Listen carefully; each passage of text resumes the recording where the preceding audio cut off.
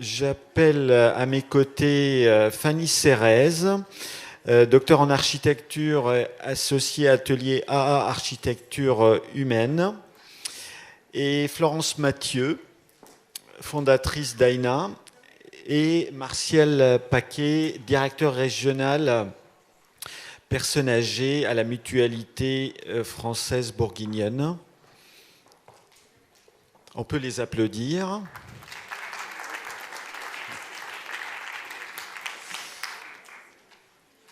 Alors, il est question cet après-midi de vous présenter le référentiel ou les travaux. Donc, on verra avec Fanny comment on va appeler le document. En tout cas, avant de vous présenter les travaux et le référentiel, on va demander à Martial de nous expliquer la commande, la genèse de ce projet et les objectifs qu'on a souhaité donner à ce projet. Merci Mad. Donc bonjour à tous ou à tous ceux que je n'ai pas vus. Donc bon, je vais juste vous refaire quelques petits points historiques du pourquoi on a initié les choses avec Fanny et Florence. Bon, on s'est rencontrés en fait de manière physique il y a un an, je crois que, enfin demain ça fera un an, lors de la précédente journée de l'autonomie. Donc avec Fanny, on a été effectivement enfin j'ai été, mais donc, la mutualité dans son entier, plutôt séduit par l'approche, la démarche. C'est vrai que les lumières sont assez aveuglantes, je ne vous vois pas, j'espère que vous me voyez. Et donc on a été vraiment séduit par toute cette démarche autour de cette approche domiciliaire. Et ça rencontrait pleinement, parce qu'on sait... alors, on gère 19 EHPAD au sein de la Mutualité française bourguignonne sur nos 3 départements d'intervention, avec des gros projets de réhabilitation, de reconstruction. L'idée pour nous, c'était de se dire, bon, pour qu'on puisse se projeter, parce que l'EHPAD de demain, enfin comme on l'appelle, de demain, c'était d'autant plus important pour pouvoir réhabiliter ou reconstruire des EHPAD, en se disant, bon, on ne va pas les reconstruire avec le modèle d'aujourd'hui pour penser l'accueil des personnes qu'on accueillera dans 15, 20 ou 30 ans. Donc c'était vraiment la grosse clé d'entrée. L'autre entrée, c'était aussi, parce que enfin, pour ceux qui font un peu de mathématiques, 19 avec 5 projets de réhabilitation, donc il en reste 14. Les 14, on n'allait pas les laisser non plus sur le côté. Donc voilà, on a passé l'été dernier à s'approcher et à se rencontrer, échanger. Et puis effectivement, donc à partir du mois d'octobre, on est vraiment parti dans cette démarche avec vraiment des points d'attention extrêmement importants pour nous. C'est effectivement qu'on puisse porter cette démarche pour l'ensemble de nos établissements. Et je dirais un des prérequis pour lesquels on est vraiment complètement convaincu, c'est qu'il n'existe pas de dogme. Je crois que ça a été répété à plusieurs reprises ce matin. Il n'existe pas une fiche recette ou voilà, simplement quelque chose à dérouler assez facilement pour faire en sorte qu'on puisse trouver le bon EHPAD, non pas pour demain ou après-demain, mais pour demain le 1er juin 2022. Et donc du coup, c'est l'adaptabilité. L'adaptabilité pour nous, et je pense qu'on a cette richesse, on a la chance d'avoir un certain nombre d'établissements, donc ça regroupe donc beaucoup de résidents, bien sûr, mais aussi beaucoup de salariés. Et un des points majeur, c'était de faire en sorte, effectivement, ce soit nos salariés, donc qui puissent s'approprier toute cette démarche, pouvoir l'adapter à leur réalité, puisqu'effectivement, quand on a un établissement qui soit été réhabilité il y a quelques années, soit qui le sera, lui, dans 10 ans, qui puisse quand même conduire cette évolution avec l'objectif, effectivement, de pouvoir s'adapter, alors dès demain, mais je parle vraiment du 1er juin demain, donc aux résidents qu'on accueille, pour faire en sorte, voilà, de faire bouger un certain nombre de lignes, parce que s'il y a bien une chose aussi dont on est convaincu, c'est qu'on appelle tous de nos voeux une future belle loi autonomie qui va nous apporter des moyens, des perspectives, voilà. Mais je suis sûr que de toute façon tout ça arrivera. Mais je crois qu'aussi il faut qu'on puisse nous, en tant que salariés donc de ces établissements, pouvoir voir comment on peut se réapproprier autrement, prendre en main vraiment cette démarche autour de l'accompagnement des personnes qu'on accueille, voilà pour demain. Donc ça c'était vraiment voilà, les clés d'entrée, et puis Enfin, voilà, pendant que j'ai le micro, parce que je ne sais pas si je l'aurai tout à l'heure, mais je tiens à les remercier parce que vraiment, enfin, je pense que certains d'entre vous ont participé à cette démarche, ont pu la suivre, la générer, et on est plutôt fiers. Alors non pas d'avoir réussi, parce que vous avez tous dans les mains donc ce document qu'on n'hésite pas à partager. Hein. On n'est pas fiers pour nous parce qu'on est les premiers, mais en tout cas on est très très fiers d'avoir pu vraiment co-construire, participer à quelque chose, et puis on l'espère qu'il pourra, du coup, au travers de la démarche en particulier, non pas de ce document en tant que tel, aider à faire bouger un certain nombre de lignes autour de l'accompagnement dans nos établissements. Merci beaucoup, Martial. Merci. Donc, désolé, j'ai oublié de vous repréciser que vous avez un QR code que vous pouvez flasher. Donc, si Delphine pourrait nous le montrer à nouveau, pour poser toutes vos questions tout au long de l'après-midi. Voilà, n'hésitez pas avec votre smartphone de le flasher et vous allez tomber directement sur la plateforme pour poser vos questions. Merci Delphine.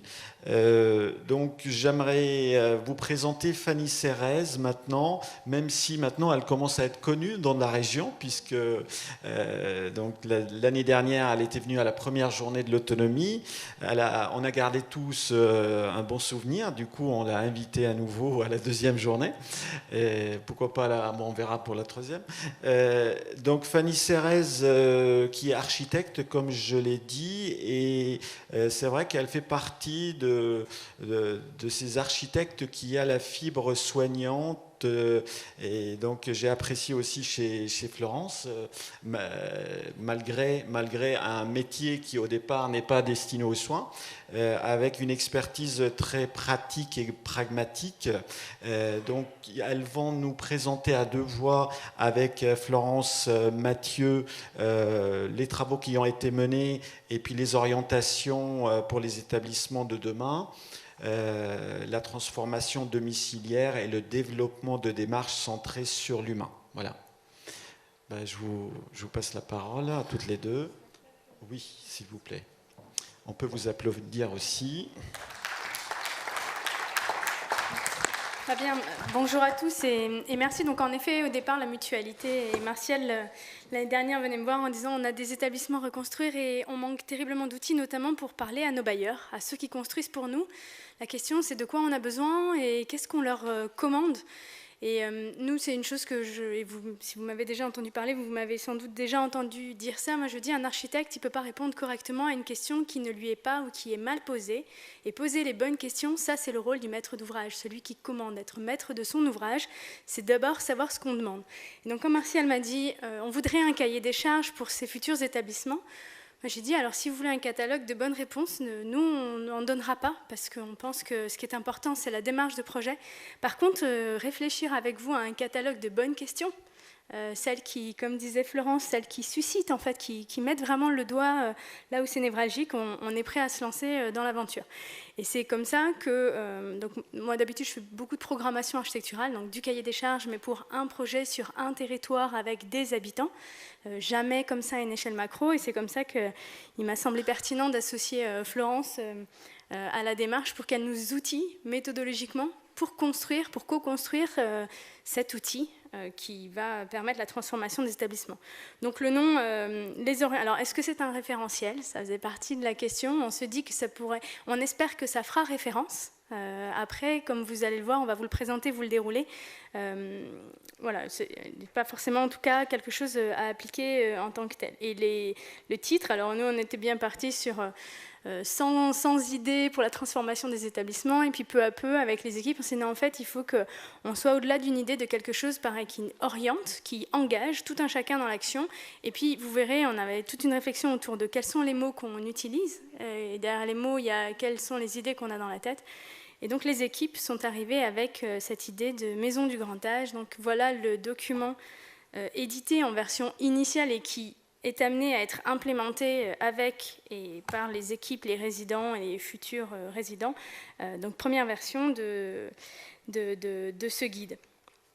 Donc on a fait à plusieurs mains. Donc pourquoi ce référentiel? Alors pour plein de raisons. Moi, je dis toujours, c'est quand même fou qu'on puisse mettre autant d'argent dans un endroit où personne ne veut vivre et personne ne veut travailler. C'est quand même un point de départ qui est assez fou. Donc, la question, c'est se transformer, parce que la crise sanitaire a été un accélérateur en fait de prise de conscience.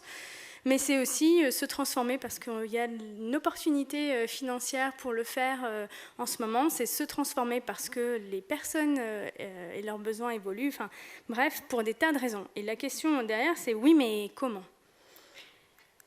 Et donc, comment ? Alors, je rappelle que la CNSA, j'ai une attache particulière à la CNSA pour 2 raisons au moins. La première, c'est que c'est le concours lancé aux étudiants en architecture pour imaginer le futur de demain, le premier concours lancé en 2007 qui me lance dans l'aventure de la conception des EHPAD, et je n'y suis jamais ressortie. Donc, et la deuxième, c'est qu'aujourd'hui, j'ai la chance de faire partie du laboratoire des solutions de demain, donc qui réfléchit à la bonne manière d'investir les fonds du Ségur de la santé. Mais bien avant ça, donc bien avant ce que Florence montrait, bien avant les annonces de Brigitte Bourguignon, en 2018, la CNSA sortait son premier chapitre prospectif qui s'appelle « Pour une société inclusive à tous » et qui appelait déjà une transformation de regard et de dire, bien sûr, il y a un problème, enfin, il y a des difficultés liées à l'âge, bien sûr, il y a du handicap, bien sûr, il y a la maladie, mais les gens sont avant tout des personnes, comme l'a redit Kevin, et parce qu'elles sont des personnes, elles ont des aspirations au-delà de leurs besoins et toute une série de choses qui devraient nous amener à réfléchir au-delà. Et le mot domiciliaire, qui n'existait pas il y a quelques années, à quel moment il apparaît dans ce document ici, en tout cas en ce qui concerne les EHPAD, donc c'est de dire fin de la logique d'hébergement, être seulement hébergé pour pouvoir être chez soi, quel que soit le lieu où on est. Mais avoir dit ça, c'était quand même vaste question, de dire très bien, mais comment on va faire glisser, ce que montrait Kevin, comment est-ce qu'on va faire glisser le curseur vers le domicile. Donc ça, c'est vraiment ce qu'on vise à travers ça. Et puis 2 autres choses, donc comment on le fait aussi, donc la question de pouvoir décentrer un peu la façon de faire du projet pour qu'on crée plus de désirabilité. Et un 3e volet que je ne vais pas trop détailler parce que Olivier Thomas vous le présentera plus en détail, c'est-à-dire les résidences de demain, les maisons du grand âge, peu importe, d'ailleurs n'importe quel bâtiment est amené à évoluer pour des questions environnementales et ça aura aussi des impacts sur les organisations, sur la manière de construire et donc de commander. Donc il y a toute une partie, vous verrez, de ce guide qui traite de ces sujets-là. Vous avez sans doute entendu parler l'année dernière de ce rapport, le futur d'EHPAD, l'EHPAD du futur commence aujourd'hui. Moi, j'aime mieux dire que c'est le futur des établissements qui nous intéresse plutôt que l'EHPAD du futur. Mais il y avait toute une série de grands principes qui avaient été posés et qui reprenaient déjà beaucoup de choses qui avaient été dites. Et c'est d'ailleurs à cette occasion qu'on s'est rencontrés avec Florence. Donc voilà, un peu la boucle est bouclée, mais on s'est dit maintenant il nous fallait des choses concrètes. C'est-à-dire très bien, les gens sont ici chez eux, il faut faire disparaître le soin, il faut avoir du logement, il faut s'ouvrir en plateforme, ok, mais comment ? Et cette question du comment, c'était vraiment ça qui nous intéressait. Du coup, avant qu'on rentre un peu dans le détail du référentiel, vous partagez comment il a été élaboré. Et ça va reprendre ce que je vous ai présenté ce matin dans les grandes lignes de la démarche. Donc, le point clé, au départ, c'était de créer une équipe multidisciplinaire qui a été menée et peut-être choisie par Martial, avec l'idée d'avoir vraiment une grande diversité de profils, d'établissements différents, et puis effectivement une diversité de points de vue. Il y avait des médecins, des animateurs, des personnes de services techniques, des représentants des familles, des aides-soignants, des personnes du département, en tout cas d'avoir vraiment une volonté d'avoir une vraie équipe multidisciplinaire et de se dire comment au sein de cette équipe on peut essayer d'imaginer ce référentiel et se poser les bonnes questions. Donc le premier élément qui a été fait, c'est de se dire en fait l'enjeu, c'est aussi comment cette équipe multidisciplinaire, si on veut la faire travailler sur un nouveau référentiel, on les pousse à se poser des bonnes questions, à peut-être transformer déjà leur regard. Et donc ça a été toute une approche de différents ateliers qui ont été menés avec l'équipe, avec l'objectif de pousser cette équipe à comprendre les enjeux liés aux établissements de demain via une approche empathique. Et vraiment de les challenger avec différentes questions, de dire, en fait, finalement, par exemple, un exemple de question qui était posée, c'était de dire, et si je pense à une personne âgée qui est importante pour moi, qu'est-ce qui fait aujourd'hui sa joie quotidienne et de quoi aurait-elle besoin pour garder cette joie si elle allait en EHPAD? Et de se dire comment, avec des questions un peu fortes comme ça, et ben en fait, on fait émerger plein de choses qui sont en fait importantes pour les personnes, qui sont désirables. Et donc là, on a fait apparaître la question du jardin, de la cuisine, des animaux, des sorties, de se sentir utile, de partager, d'échanger, de continuer à être en contact avec ses proches, de téléphoner. Et donc petit à petit, via ce type de questions, les équipes se sont mises en réflexion, de se dire, en réflexion empathique sur les grands enjeux des établissements de demain. On a poussé les équipes à se questionner sur aussi la notion de chez soi. Ça veut dire quoi être chez soi? Et de nouveau, en essayant de se mettre à la place. En fait, si nous tous, on s'interroge, qu'est-ce qui fait qu'on se sent bien chez soi? Et ben en fait, qu'est-ce qui fait qu'on se sent bien chez soi? C'est qu'on a ses habitudes, c'est qu'on a aménagé comme on le souhaitait, avec sa décoration, ses couleurs, ses souvenirs. C'est faire ce que je veux quand je veux. C'est avoir sa clé, sa boîte aux lettres. Et toutes ces questions-là, en fait, d'essayer de vraiment profondément, en s'interrogeant soi-même, de dire qu'est-ce que ça veut dire être chez moi? Qu'est-ce que ça veut dire? Et quand je pense à une personne âgée, qu'est-ce que ça veut dire de la rendre joyeuse au quotidien? Ça a commencé à faire germer des petites graines de dire ah ouais, mais en fait, aujourd'hui dans nos établissements, on n'en est pas là. Il y a plein de choses qu'on ne fait pas et à commencer à mesurer cette distance entre l'aspiration et la réalité. L'autre élément qu'on a fait, c'est de se dire, en fait, comme je disais ce matin, c'est qu'effectivement, il faut s'interroger, et je pense que c'était vraiment un point clé, c'est qu'effectivement, si on veut pousser un référentiel, il faut que les équipes elles-mêmes se réinterrogent, et puis il faut aller en contact des usagers. Donc, on a fait un atelier à la Maison des Seniors de Dijon avec des jeunes seniors, donc des jeunes seniors qui sont encore actifs à domicile, et pour leur dire, mais finalement, si on vous posait la question, à quoi devrait ressembler l'EHPAD de demain? Déjà, quelle est votre perception des EHPAD aujourd'hui? Et puis, via différents outils, activités, de leur poser la question qu'est-ce qui était important. Donc déjà, je remercie vraiment toutes ces personnes qui ont participé. Je sais qu'il y en a plusieurs qui sont dans la salle. Et donc ça a mis en avant plein d'éléments. Et quand on allait présenter ces résultats au groupe de travail, des gens, on leur a dit, déjà, l'image de l'EHPAD, c'est un mouroir, tout sauf ça, etc. Et l'équipe multidisciplinaire l'a mal vécu, en fait, qu'on leur dise ça. Ils disent non, mais vous exagérez, qui vous êtes allé voir, pour qu'ils pensent que la seule image qu'on a de l'EHPAD, c'est un mouroir. Donc ça, on voit qu'on a commencé à un peu titiller les pratiques et titiller ce groupe multidisciplinaire, puis on leur a dit, nous, en tout cas, on vous transmet ce qui nous a été dit. On ne l'a pas interprété. Voilà, on vous transmet ce qui a été dit. Voici comment ils perçoivent les EHPAD aujourd'hui. Et voici ce qui sera important demain. Demain, il sera important que j'ai de la liberté de choix dans mon repas, que je puisse manger à l'heure que je veux, que je puisse avoir un petit coin de jardin, etc. Et comme les équipes n'étaient pas non plus peut-être 100% convaincus, on avait peut-être exagéré nos propos, on leur a dit, vous-même, vous allez aller faire des entretiens. Et donc, chacun des membres de l'équipe multidisciplinaire est allé faire des entretiens avec à la fois des résidents d'EHPAD et à la fois avec des jeunes seniors de leur entourage. Et donc là, de nouveau, on s'est mis dans cette démarche entrée utilisateur et qui a fait comprendre plein de choses aux équipes en se disant ah oui, c'est vrai, et puis on les a poussés aussi à dire n'allez peut-être pas voir la personne en EHPAD directement dans votre établissement, essayez d'y aller avec un regard un peu neutre, vraiment empathique, d'essayer de vous mettre à la place. Puis en fait, il y a plein de choses qui sont ressorties des équipes. Par exemple, d'après des échanges, on a identifié que les personnes âgées aspiraient à participer à des actes du quotidien qui leur servent individuellement et pas forcément à la collectivité. Je ne cherche pas forcément à plier le linge de tout le monde, mais j'aimerais déjà bien plier le linge pour moi-même. Et donc, ça, c'est juste un exemple de toute une série de problématiques qui sont ressorties, et avec cette idée de se dire, comment on pousse les équipes à aller vraiment au contact des personnes. Ça a poussé aussi à se questionner sur ces pratiques. Joseph, qui est représentant des familles, qui je crois est aussi présent, a aussi challengé beaucoup de choses en disant voici moi ce que je vois dans l'EHPAD où sont accompagnés mes proches, et moi il y a plein de questions qui m'interrogent.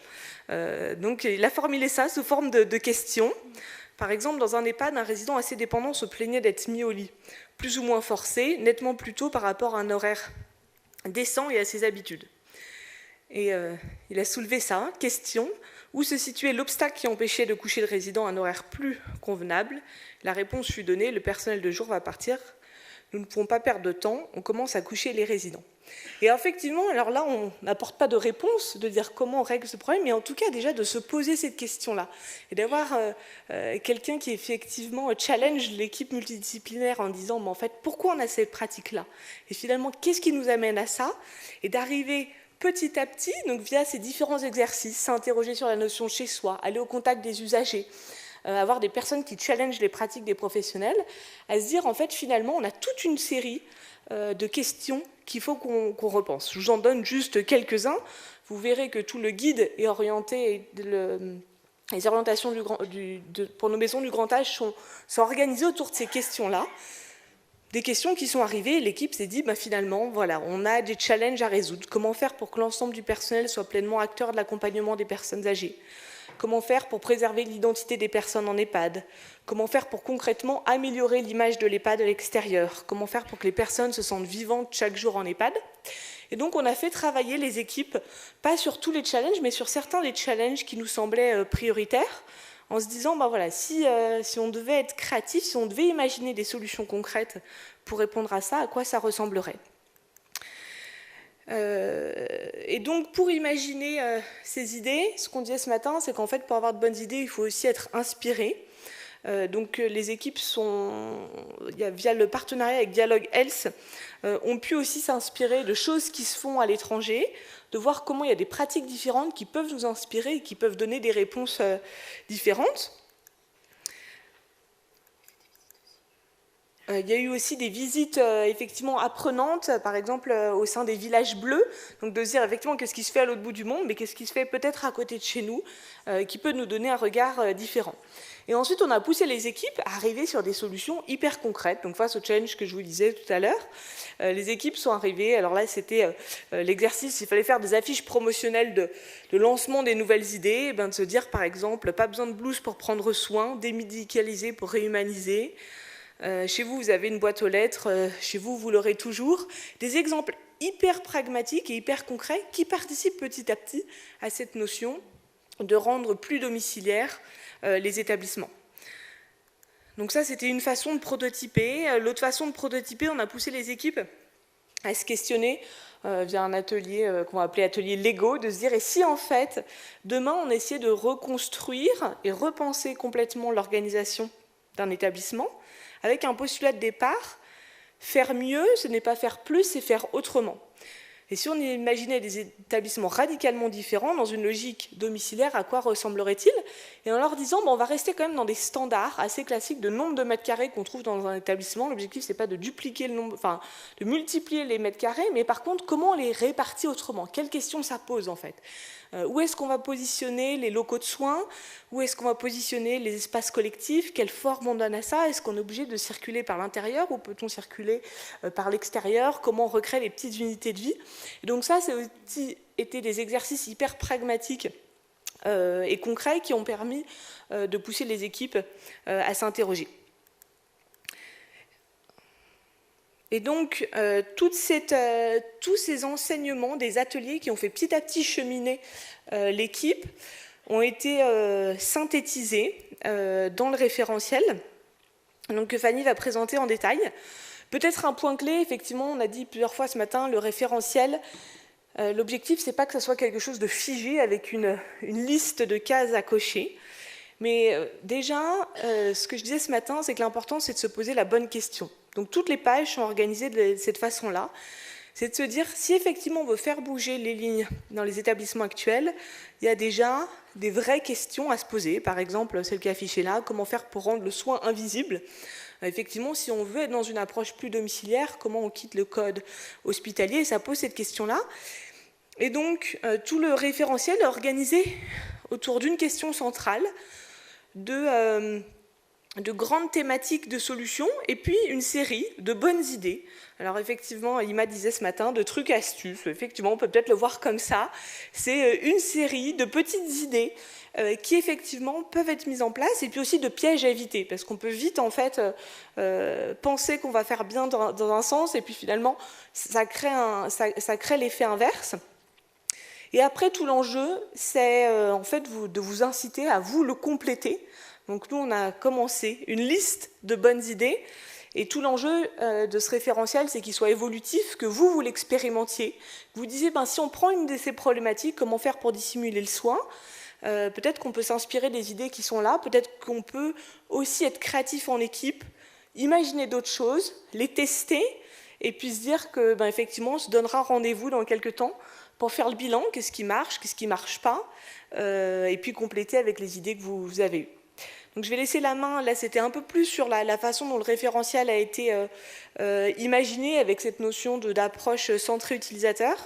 Et du coup je vais laisser Fanny vous dérouler en détail l'ensemble des pages du référentiel. Merci. Et donc vous voyez dans le référentiel, donc il y a une série de ces idées qui sont des idées spatiales. Donc là, la grande question, c'était est-ce qu'on va finir par réextraire toutes ces idées spatiales pour en faire un petit carnet synthèse et le fournir à l'architecte? Et là, en fait, quand on a commencé à faire ça, je sors toutes les idées et on voit que en ne sortant que les réponses, c'est-à-dire en ne donnant pas l'opportunité de la question à l'architecte, on allait se priver de plein de choses. Et donc on a dit non, on va quand même leur faciliter la lecture en mettant un petit logo, donc s'il est vraiment très très fainéant, il va pouvoir lire en diagonale en repérant le petit logo du plan. Mais ça va être ça, son cahier des charges, ou en tout cas le cahier des charges du programmiste pour faire le projet, parce que, en fait, c'est ce qu'a dit Kevin ce matin, il n'y a pas d'architecture sans question sur l'accompagnement. Et si on veut que ça soit un vrai support, et tous les architectes ne sont malheureusement pas formés à ces questions-là, on a besoin en tout cas d'acculturer au moins autant les architectes que les professionnels de l'accompagnement autour de ces sujets-là. Donc au programme, vous l'avez vu, le référentiel, on a sorti 4 grands thèmes. Donc tout ça est issu en fait vraiment du travail des ateliers. Il nous a paru qu'un premier thème était vraiment important sur cette question de l'identité et de se dire bien sûr, on a un sujet si les gens sont ici, c'est bien qu'ils ont besoin d'aide, on est d'accord, mais malgré tout, il y a tout un autre pan de leur vie qui est à prendre en compte, donc toute une série de défis autour de ce sujet-là. Après, une partie qui est plus spatiale, qui est vraiment sur la question de la création d'environnements plus domestiques. Après, tout un sujet sur l'ouverture des résidences, parce que ça, c'est vraiment un point, la fermeture et l'enfermement que ça génère, clairement comment se sentir chez soi, même si c'est le plus beau du monde quand on est enfermé dans un lieu. Je pense que ça, en fait, ça prive de toute façon de pouvoir le faire. Un autre thème que je développerai assez peu, qui sera fait par Olivier Thomas sur l'éco-responsabilité, et puis des fiches pratiques en annexe, comme vous allez le voir. On s'était dit que, par exemple, les questionnaires qui ont été donnés aux équipes sont présentes dans le référentiel. Les grilles d'analyse des visites apprenantes sont présentes pour que vous puissiez peu à peu faire le même travail qu'on a fait finalement au sein de vos établissements. Donc sur ce premier grand thème des identités, la première chose qui est ressortie assez fort, c'était de se dire finalement pour qui on construit. Alors vous allez voir au début de chaque grand thème, il y a une première partie un peu théorique, parce que bien sûr on peut faire preuve de plein de créativité en équipe, avoir des tas d'idées, mais il y a quand même beaucoup de revues de la littérature qui est sortie. On a des données aujourd'hui qui sont présentes sur, là dans ce cas-là par exemple, toute la partie des besoins spécifiques liés à l'âge et les besoins plus génériques aussi. On a des données scientifiques sur comment concevoir des lieux pour des personnes qui présentent des troubles cognitifs, etc. Et donc ça nous paraissait important que le référentiel en fait soit aussi implémenté un maximum de matière à penser, de matière à réfléchir, étayée sur le plan scientifique. Donc qu'est-ce qu'on nous dit souvent ? Ah là là, ces gens vont être de plus en plus dépendants. Comme disait Fabrice ce matin, le virage domiciliaire, ça se passe d'abord à la maison. Oui, mais si les gens restent plus longtemps chez eux, alors ils vont arriver encore plus dépendants. Comment faire un lieu de vie quand le soin va prendre presque toute la place ? Donc ça, c'est vrai que ça pose Ça pose des tas de questions, mais l'évolution du public, c'est aussi une évolution générationnelle. C'est-à-dire, et ça c'était très bien décrit dans le rapport de Luc Broussy qui nous disait que en 2030, les personnes qui auront 85 ans sont des gens qui avaient 20 ans en mai 68, n'ont pas connu la guerre, se font livrer des choses par Uber Eats, par Amazon, ne laisseront pas leurs enfants décider pour eux, etc. etc. C'est clair que, à mon avis, le facteur mode de vie va nous challenger beaucoup plus que le facteur dépendance, sans doute. On avait déjà des résidents là, qui bloquaient la porte pour se faire livrer des pizzas en douce de la Saône. Enfin, bon, bref, des tas de choses, ça commence à émerger. Et donc la question, il y a une double question là, c'est d'abord, il y a des besoins qui sont spécifiques liés aux pathologies, faciles. Les établissements sont composés à 70% de professionnels soignants qui ont un vrai bagage sur ce sujet-là. Le côté moins facile, c'est la personne en tant que telle et à quoi elle aspire. Et ça, vous voyez la liste qui ressort là de tous les besoins, par exemple, besoin de préserver l'image de soi, besoin d'équilibre dans la relation. Des gens qui nous disaient depuis que je suis ici, je ne sers plus à rien et on passe, des tas de gens me donnent des tas de choses et moi je ne peux jamais rien rendre. Je n'ai pas le droit de rendre. Et vous voyez, ça c'est des choses qui sont assez subtiles mais sur lesquelles on a besoin d'avancer, le besoin de tranquillité, le besoin de se sentir vivant, des choses qui finalement seraient assez intéressantes. Moi j'aimerais bien voir, je lis beaucoup de projets d'établissement, je suis étonnée de la taille du projet de soins par rapport aux autres projets.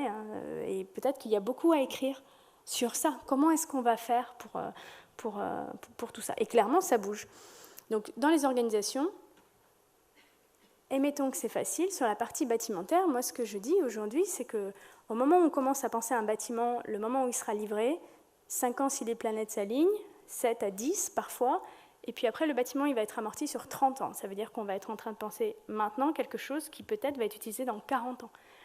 Et ça, ce sujet de comment est-ce qu'on va créer le champ des possibles, être le plus prospectif possible, je pense que c'est très très important, et de se dire, oui, aujourd'hui, on a peut-être de plus en plus de dépendance physique, ce qui stigmatise le plus l'espace, mais est-ce que demain, avec les nouveaux logements, on n'aura pas beaucoup plus d'accessibilité et qui fait que c'est sans doute d'autres types de publics qui arriveront dans les établissements, des gens qui souffrent de troubles psychiatriques, des gens en fait, pour lesquels le maintien à domicile n'est pas possible, mais pas pour des raisons physiques, mais pour d'autres types de raisons. Et ça fait bouger pas mal la façon dont on regarde les choses. Et cette question du regard qu'on porte, quand on dit, bien sûr, les gens ici, ils sont tous dépendants, eh ben, en fait, qu'est-ce qu'on fabrique? C'est difficile de fabriquer autre chose que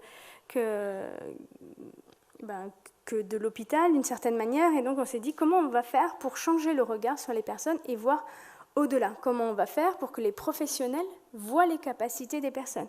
Comment on va faire pour que les gens puissent exercer au maximum les compétences qui leur restent? Alors, moi, je trouve ça assez fou parce que si on regarde, on fait la grille Agir, elle vous dit grosso modo tout ce que les gens ne peuvent plus faire.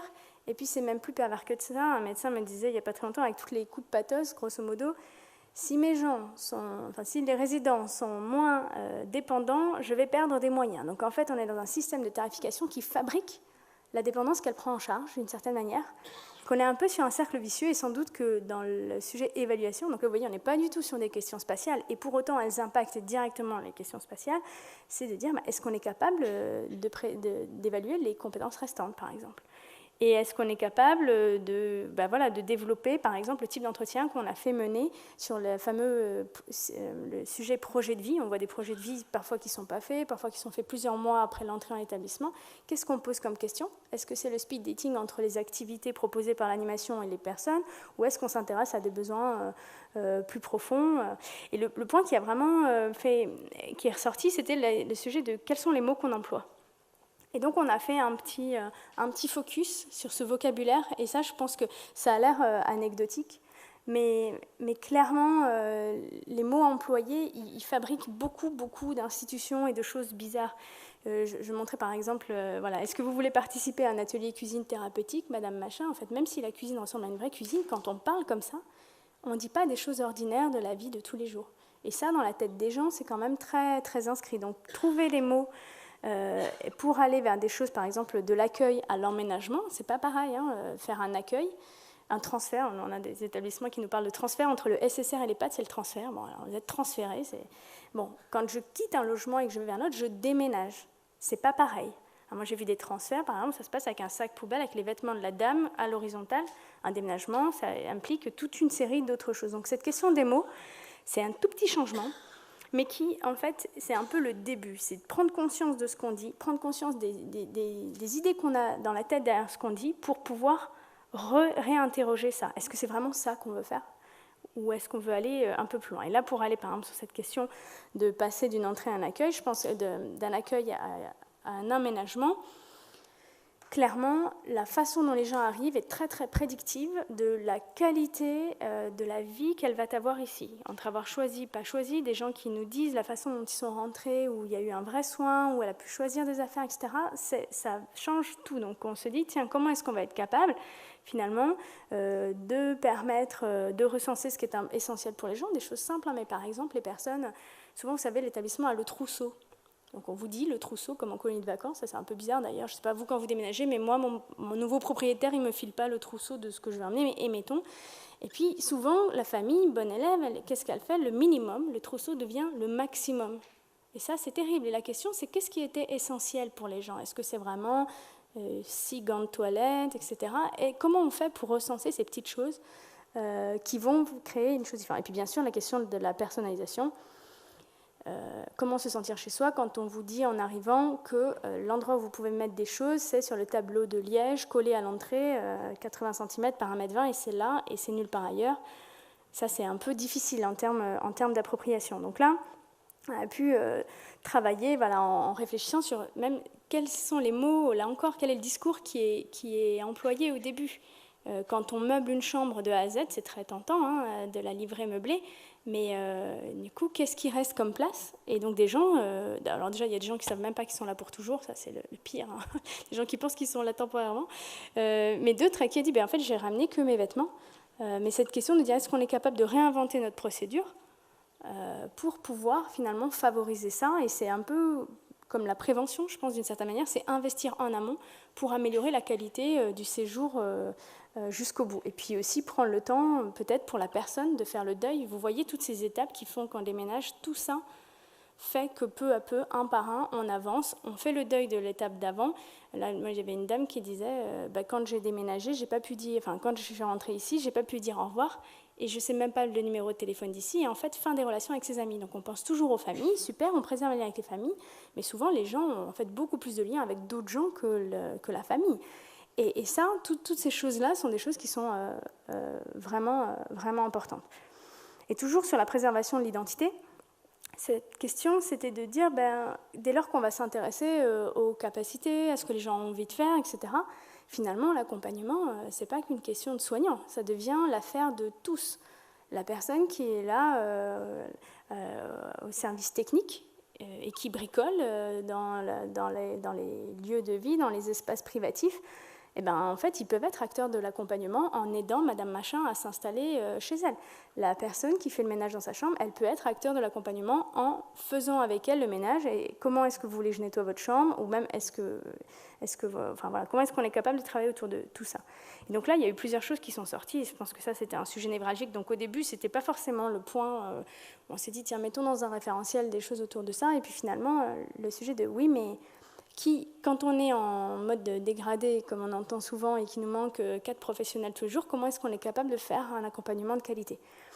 Donc là est arrivé le sujet de dire, il faut qu'on arrive à créer de l'attractivité pour ces métiers, il faut qu'on arrive à recruter des personnes qui partagent les mêmes valeurs que nous, des gens qui acceptent d'être vraiment en contact des gens, et qu'on puisse finalement réinventer un peu l'expérience. Et par exemple, aux Pays-Bas, alors c'est un exemple que j'aime assez, ils ont connu la crise qu'on vit aujourd'hui en 2014, où en fait ils n'avaient plus assez de professionnels soignants pour leurs établissements. Donc là, ils se sont dit, qu'est-ce qu'on fait ?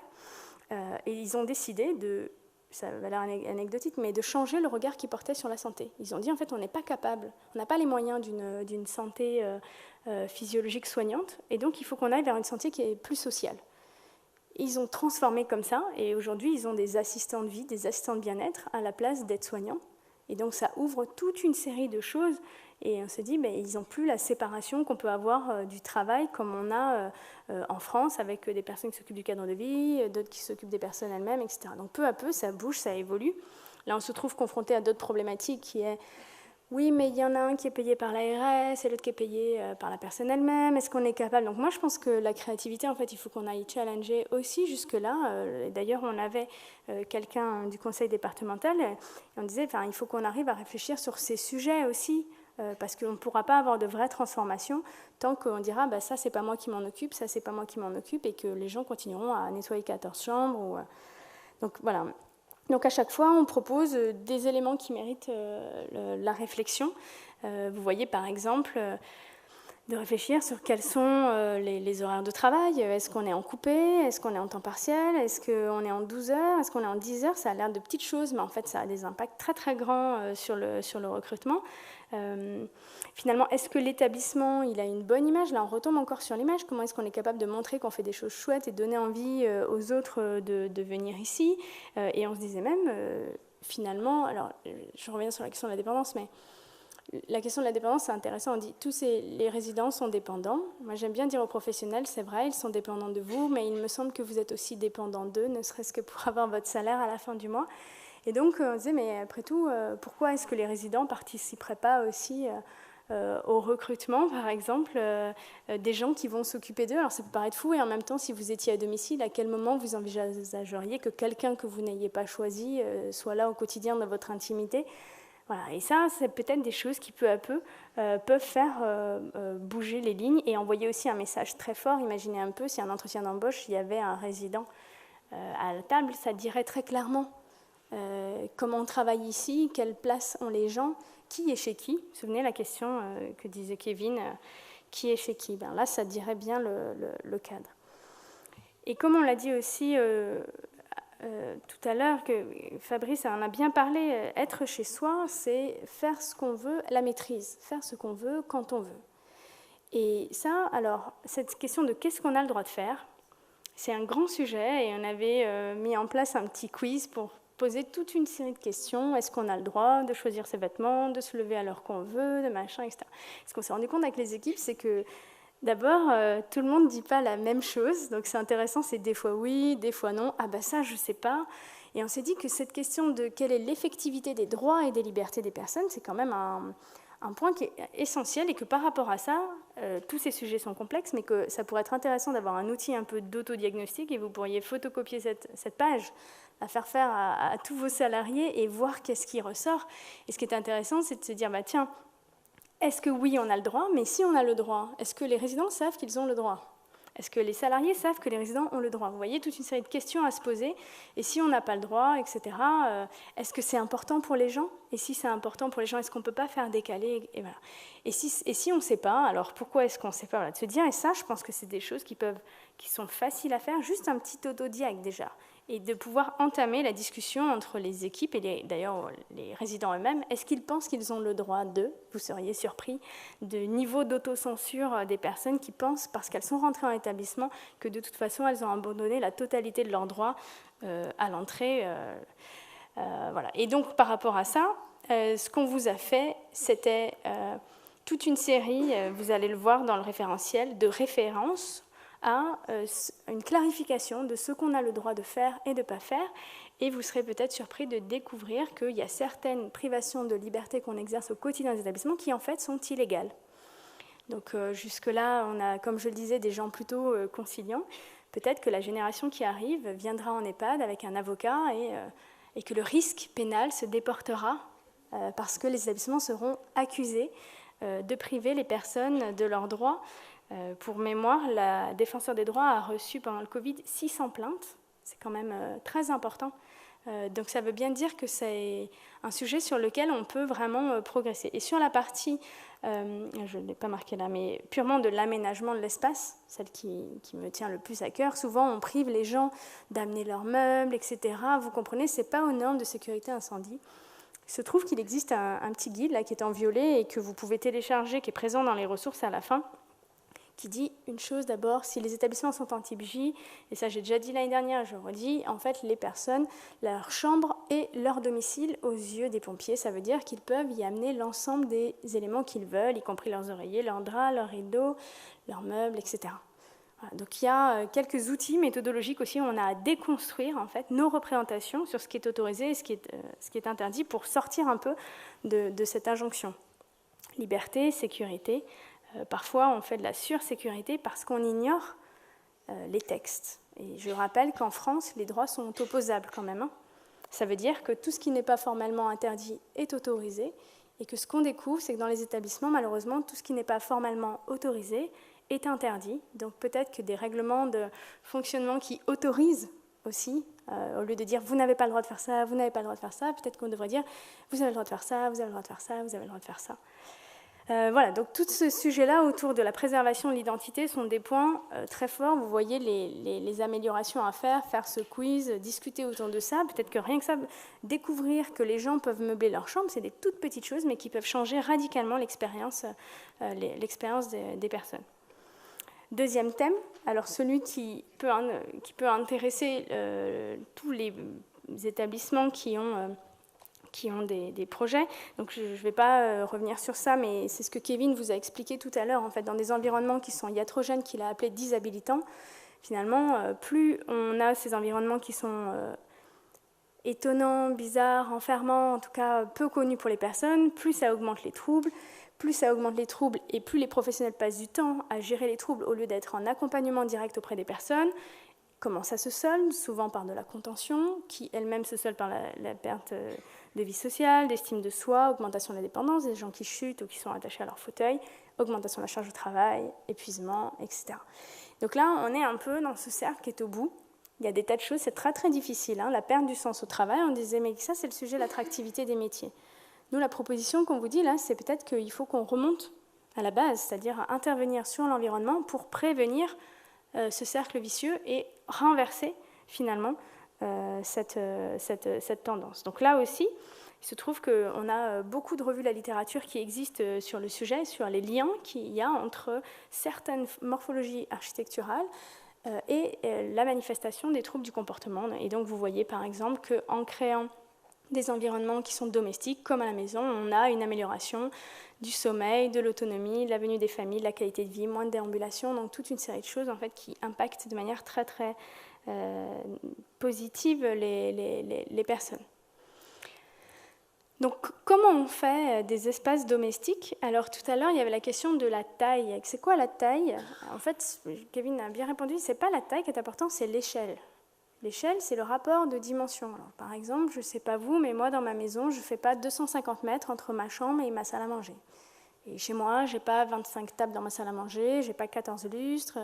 Voilà. Cette question, l'échelle, de la taille des choses, de la dimension des choses les unes par rapport aux autres, ça, dans une maison, c'est à l'échelle du corps. Et on a tendance à faire des choses toujours très grandes en disant plus on aura de l'espace et mieux ça sera. Et en fait, plus on aura de l'espace et plus vous avez vu toutes les photos que Kevin a montrées où c'est le no man's land, le hall de gare. Ça, c'est très, très difficile de se sentir chez soi là-dedans. Ensuite, qu'est-ce qui fait ça? Et ça, j'en avais déjà parlé, c'est l'image. À quoi ça ressemble? Donc, Florence parlait du mobilier qui est médicalisé. Clairement, je ne sais pas vous, mais moi, je n'achète pas mes meubles chez Camif Collectivité. Et là aussi, on a un travail à faire pour comprendre quels sont les besoins spécifiques, des accoudeurs pour se relever, que ça soit facile à nettoyer, etc. Mais d'aller chercher dans les choses ordinaires du mobilier pour tout un chacun. L'ambiance, donc l'odeur, le bruit, et puis l'usage. C'est-à-dire que les gens, comme disait Kevin, oui, une cuisine, super, mais il faut que les gens ils puissent cuisiner, quoi. Si tout est fermé à clé, en fait, on aura créé un joli décor domestique, et puis en fait, ça sera pire que tout, parce que ça leur fera croire qu'ils peuvent y faire comme chez eux, et en fait, derrière, il y aura une interdiction, et donc là, ça pose des tas de questions. Donc vous voyez, sur le mobilier, du coup, on a fait une fiche comme ça qui décrit à quoi on peut s'intéresser avec un exemple que j'avais peut-être présenté ici, je ne me souviens pas, de la transformation d'une unité protégée. Et vous voyez, qu'est-ce qu'on a changé? C'est exactement le même lieu, mais on a changé le sol, on a changé le plateau de la table, on a changé les lumières. C'est des toutes petites choses, ça n'a même pas coûté cher, ça a été fait par le service technique, mais depuis que c'est ça a fait un changement qui est absolument radical. Et là, voilà, une résidente qui disait ça. Ma maison, elle était belle. Ma belle cheminée, mes fauteuils, mes tapis, en fait, tout ce qu'il y a plus après. Voilà, et je vous renvoie vers cette fameuse fiche qui nous permet quand même de faire beaucoup de choses, puisque là, en plus, on est dans un hôpital gériatrique, ce que vous voyez là. Donc, si l'hôpital est capable de le faire, je pense que tout le médico-social est capable de le faire. Et on retombe sur cette question de comment on fait pour rendre le soin invisible. Les chariots, c'est clair que c'est un sujet. Les tenues, c'est un énorme sujet. Je veux dire, quand on a des tenues, et pire encore, quand c'est classifié par couleur, alors là, ça pose plein de questions. Et puis tout ce matériel qui traîne. Mais le soin invisible, c'est aussi les cachets qui sont distribués devant tout le monde dans la salle de restaurant. Voilà, je ne sais pas vous, mais moi, en général, par exemple, si je vais au restaurant avec des amis, je ne vais pas prendre mon traitement devant eux, c'est quand même intime. Donc toute une série de choses, ou même, on a aujourd'hui des établissements qui ont des salles de bain collectives, et on voit des transferts justement de la chambre à la salle de bain de personnes qui sont dénudées avec juste une serviette. Bon, ça pose des tas de questions. On se dit quand même, il faut qu'on évolue sur ces sujets-là. Et est-ce qu'il n'y a pas, là aussi, d'autres façons de faire? Kevin disait, ou Florent, je ne sais plus, sur est-ce qu'on a vraiment besoin de ce chariot? Et si on a vraiment besoin de ce chariot, est-ce que ça ne peut pas être autre chose qu'un chariot? Parce que là encore, je ne sais pas chez vous, mais chez moi, par exemple, je n'ai pas un chariot linge sale. J'ai une panière à linge sale, je n'ai pas un chariot linge propre, j'ai une armoire avec du linge. Enfin, voilà. Est-ce qu'on n'est pas capable d'aller réinventer ces choses? Et quand on a travaillé autour de ça, une des idées qui est ressortie dans le groupe, c'était de dire, mais finalement, tous ces chariots, ils sont aussi liés à quoi? Ils sont liés au fait qu'il n'y a pas, au sein des espaces privatifs des personnes, les gens n'ont qu'une chambre. Et donc, on a tout sorti de la chambre. Et on disait, mais par exemple, si on ne traitait pas le linge dans une buanderie centralisée, externalisée, mais s'il y avait, comme au Danemark, une machine à laver à l'intérieur même des chambres, au lieu d'avoir tout ce linge qui se déplace, qui revient, on aurait un professionnel qui viendrait faire la machine de Madame Machin chez elle, et ce temps, au lieu d'être un temps purement technique, pourrait devenir un temps d'accompagnement. En tout cas, pourquoi pas? Ça, c'est mais combien de machines faudrait-il entretenir? Je vous vois sourire, parce que ça, c'était long débat. Donc après, sur la question de l'adaptation aux troubles, j'y reviendrai pas, parce que Kevin en a beaucoup parlé, mais en fait, c'est des choses simples, et il se trouve qu'on a eu la chance d'avoir le World Alzheimer Report qui est sorti en 2020, en 2 volumes, un premier volume qui donne les grands principes qui sont résumés ici en 1 page, et un deuxième volume, sans doute, qui peut vous intéresser beaucoup plus, où c'est que des monographies, c'est-à-dire c'est des projets avec des plans, des photos, et plein d'inspirations, combien de mètres carrés, etc. Donc il y a beaucoup de choses à faire autour de ça. Et vous voyez, la question de comment on crée du repère, ces couloirs, on peut faire des tas de choses pour qu'ils ressemblent peut-être pas à des couloirs d'hôpitaux, et ça ne coûte pas plus cher. Vous voyez, là, par exemple, c'est le même couloir avant-après. Encore une fois, qu'est-ce qu'on a fait? On a changé le sol, on a changé un peu de couleur, on a mis un peu de matière, on a changé la qualité de la lumière. Il y a des tas de choses à faire aussi pour que les gens comprennent que derrière la porte, c'est un logement. Là, vous voyez, on a mis des heurtoirs, par exemple, une sonnette, un œil de bœuf, et quand on est sur d'autres espaces qui sont plus communs. Et sur l'intimité, alors, l'intimité, si on le reporte sur le plan spatial, ça pose tout de suite la question de l'espace privatif. Est-ce que cet espace privatif, il ne doit être qu'une chambre, ou est-ce que ça peut être un peu plus? Je pense que là, il y a comme 2 réponses face à ça. À quel moment on tolère d'avoir qu'une seule chambre? C'est quand on partage la maison avec d'autres gens. Colocation, par exemple. Alors en général, en colocation, quand même, on se coopte, on choisit les gens avec qui on habite. Là, on n'est pas trop coopté. Mais sinon, on a toujours un peu plus. Dès qu'on a 25 mètres carrés, on est capable d'avoir quelque chose qui correspond au plus petit studio qu'on pourrait faire. Et donc là, la question, c'est est-ce qu'on va payer 5 mètres carrés de plus? Et c'est là que, par exemple, en travaillant avec les Lego, on s'est dit non, est-ce qu'on ne peut pas redéployer, donc à faire un nombre à superficie constante, mettre plus d'espace privatif et se dire que finalement, avec plus d'espace privatif, les familles pourraient faire plus de choses à l'intérieur. Voilà, donc toute une série de choses sur lesquelles on peut réfléchir et aller comme ça de plus en plus loin. 3e défi, s'ouvrir. Donc c'est clair que Kevin vous parlait de la ségrégation ou l'intégration, l'EHPAD mini-ville, bien fermé sur lui-même, qui est appelé à devenir une plateforme de service Oui, à la condition que la limite entre l'endroit où les gens habitent et l'endroit qui est ouvert soit très claire. Parce que là encore, je ne sais pas vous, mais moi, par exemple, je n'habite pas sur une plateforme de service. Il peut y avoir des services en bas de chez moi, mais par contre, tous ces gens qui rentrent, ils ne rentrent pas chez moi. Et je voyais là, il n'y a pas longtemps, j'étais en immersion dans un établissement qui avait des espaces ouverts, très bien, et c'était très vivant, jusqu'à ce qu'à 16h30, une soignante descende une dame en pyjama pour le soir. Et là, on se dit, bah, super, sauf que là, on a un problème d'étanchéité quand même. Enfin, moi, je n'ai pas envie d'être vue en pyjama par les gens qui viennent chez le coiffeur ou à l'épicerie. Donc là, il y a un vrai sujet autour de ça, autour de très bien l'ouverture, mais comment est-ce qu'on va être capable de créer un peu du seuil. Et l'ouverture, c'était aussi se sentir utile, donc de voir comment est-ce que les personnes elles-mêmes peuvent continuer à donner, parce qu'on se dit, on peut faire des tiers-lieux, on peut avoir un bar, on peut... Oui, en fait, les résidents peuvent participer à tout ça. Hein. Ils peuvent tenir le bar, ils peuvent porter toute une série de choses et de se dire, plutôt que d'être dans de l'occupationnel, voir comment, peu à peu, on va pouvoir finalement leur donner plus de choses à faire qui ont du sens. Parce qu'en fait, on voit qu'au nom de la dépendance, on dépossède les gens de tout. C'est-à-dire qu'on leur fait leur linge, on leur fait leur ménage, on leur fait à manger, on les lave, etc. Et puis après, on dit, oh là là, ils s'ennuient terriblement. Et puis, du coup, ils deviennent de plus en plus gravataires. Mais qu'est-ce qu'on fait? Occupons-les maintenant. Oui, enfin, c'est un peu, on pourrait se dire, est-ce qu'on ne peut pas leur faire faire des choses, les faire avec eux le ménage, et faire avec eux le repas, etc. Enfin, en fait, de réviser un peu tout ça pour qu'ils se sentent davantage utiles. Réponse des familles, mais vous êtes gentils, mais nous, on paye pour ça. Et là, ça pose plein de questions. La question, c'est qu'est-ce qu'on vend, comment on le vend, comment est-ce qu'on pose de manière très claire dans les documents institutionnels cette philosophie d'accompagnement, comment est-ce qu'on explique aux familles l'intérêt que ça a pour les personnes, et comment peut-être un jour on sera capable de sortir de cette prestation socle qui est sans doute une hérésie, puisque finalement on prodigue à des personnes des services dont elles n'ont pas besoin, qui fabriquent chez elles de la dépendance qu'il faut ensuite prendre en charge. Donc ça, c'est peut-être amené à évoluer. Moi, j'avoue que j'avais dans mon cœur l'espoir que l'habitat inclusif soit le futur des établissements et donc on sorte de cette prestation socle. Mais peut-être qu'un jour, on n'en aura tellement plus les moyens qu'on sera obligé de faire ça. En tout cas, il y a un sujet là qui est de communication autour de ça.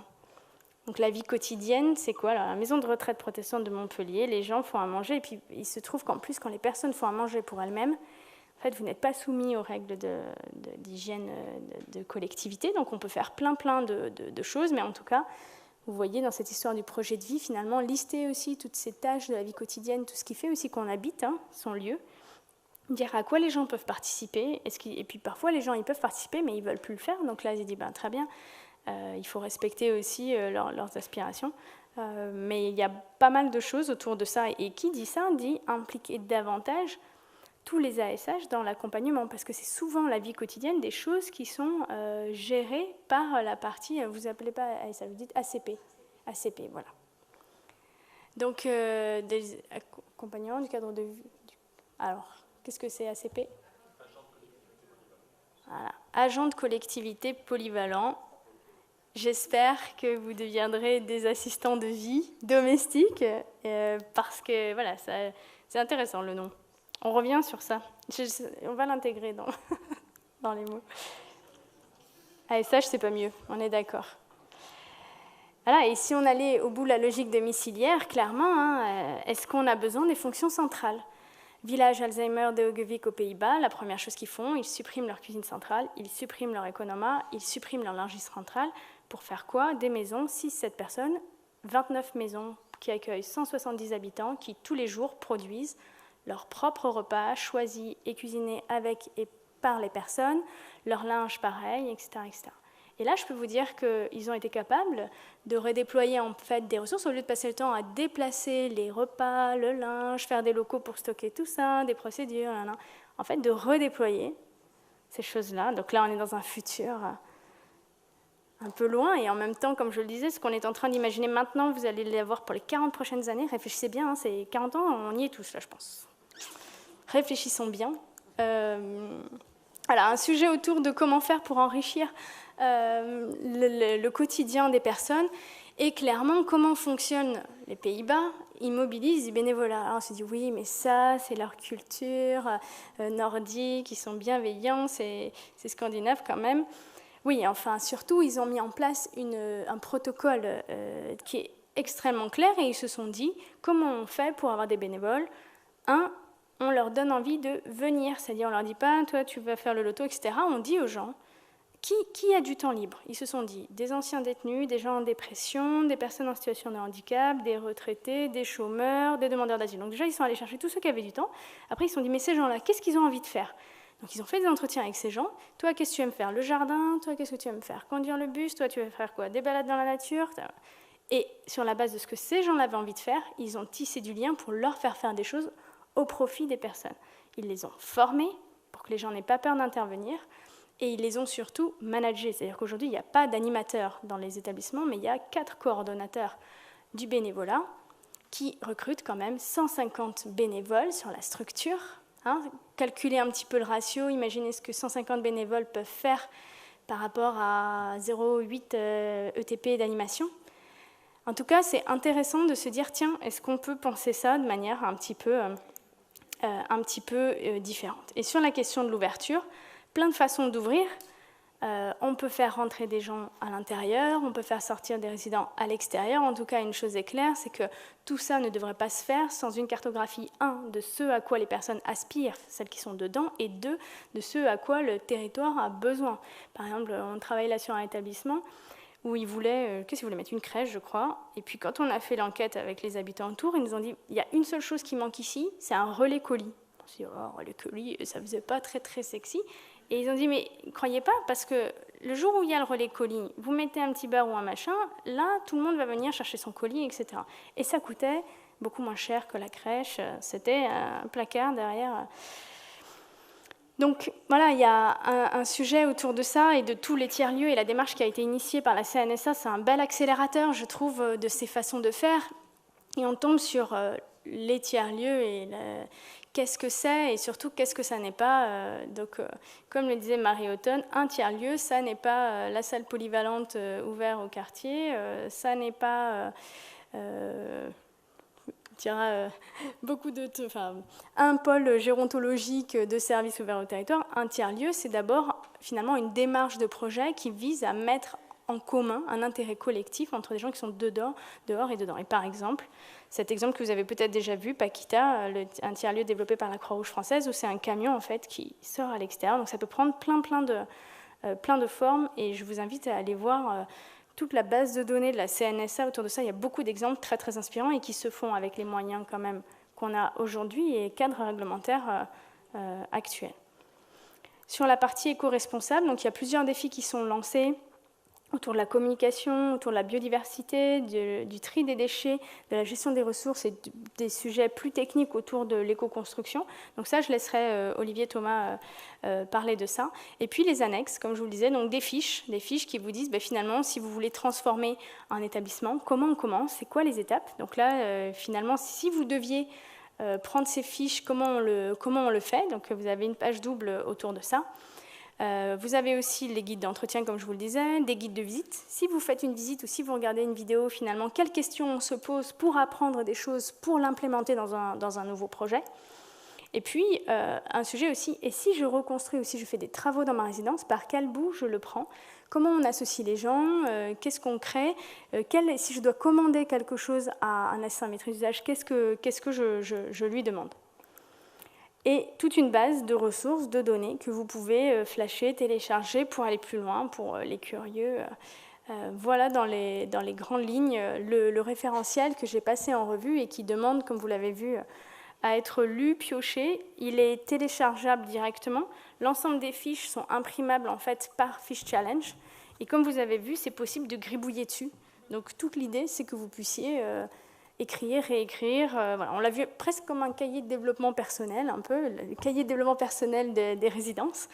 Voilà. Et on espère bientôt pouvoir l'implémenter des success stories de la mutualité française. Donc là, on a mis des exemples inspirants de l'extérieur, mais je suis sûre que dans pas très longtemps, on pourra remplacer par les exemples inspirants de tout ce que vous aurez mis en place dans vos structures. Merci.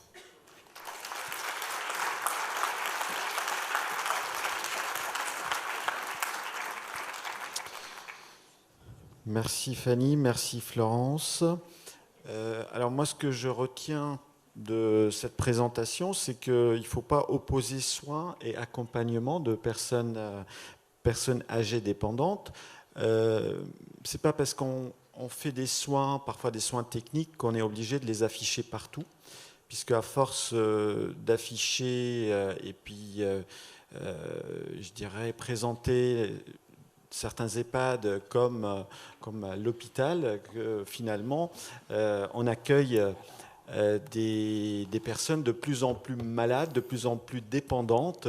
Et si on veut mixer et puis faire venir ou revenir certaines personnes moins dépendantes, il faut travailler sur l'image et la présentation aussi de nos établissements. Oui.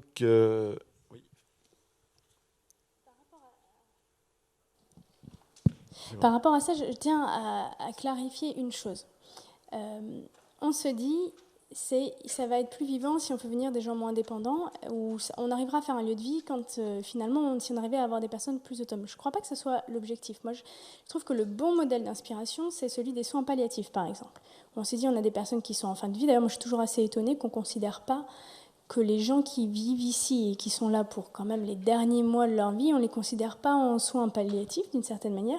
Et donc, cette question de qu'est-ce qui est essentiel quand on est en soins palliatifs, comment est-ce qu'on arbitre entre des actes de soins ou des actes qui procurent du plaisir, de l'épanouissement? On est capable en soins palliatifs d'aller vers des choses très très différentes alors qu'il y a un niveau de soins qui est très très élevé. Et ça, je pense que c'est intéressant de se dire on veut à tout prix que ça soit un lieu de vie. Très bien, moi je me le dis, moi je voudrais surtout que les gens puissent habiter quelque part jusqu'au bout de leur vie, c'est ce que disait ce matin Fabrice Xil.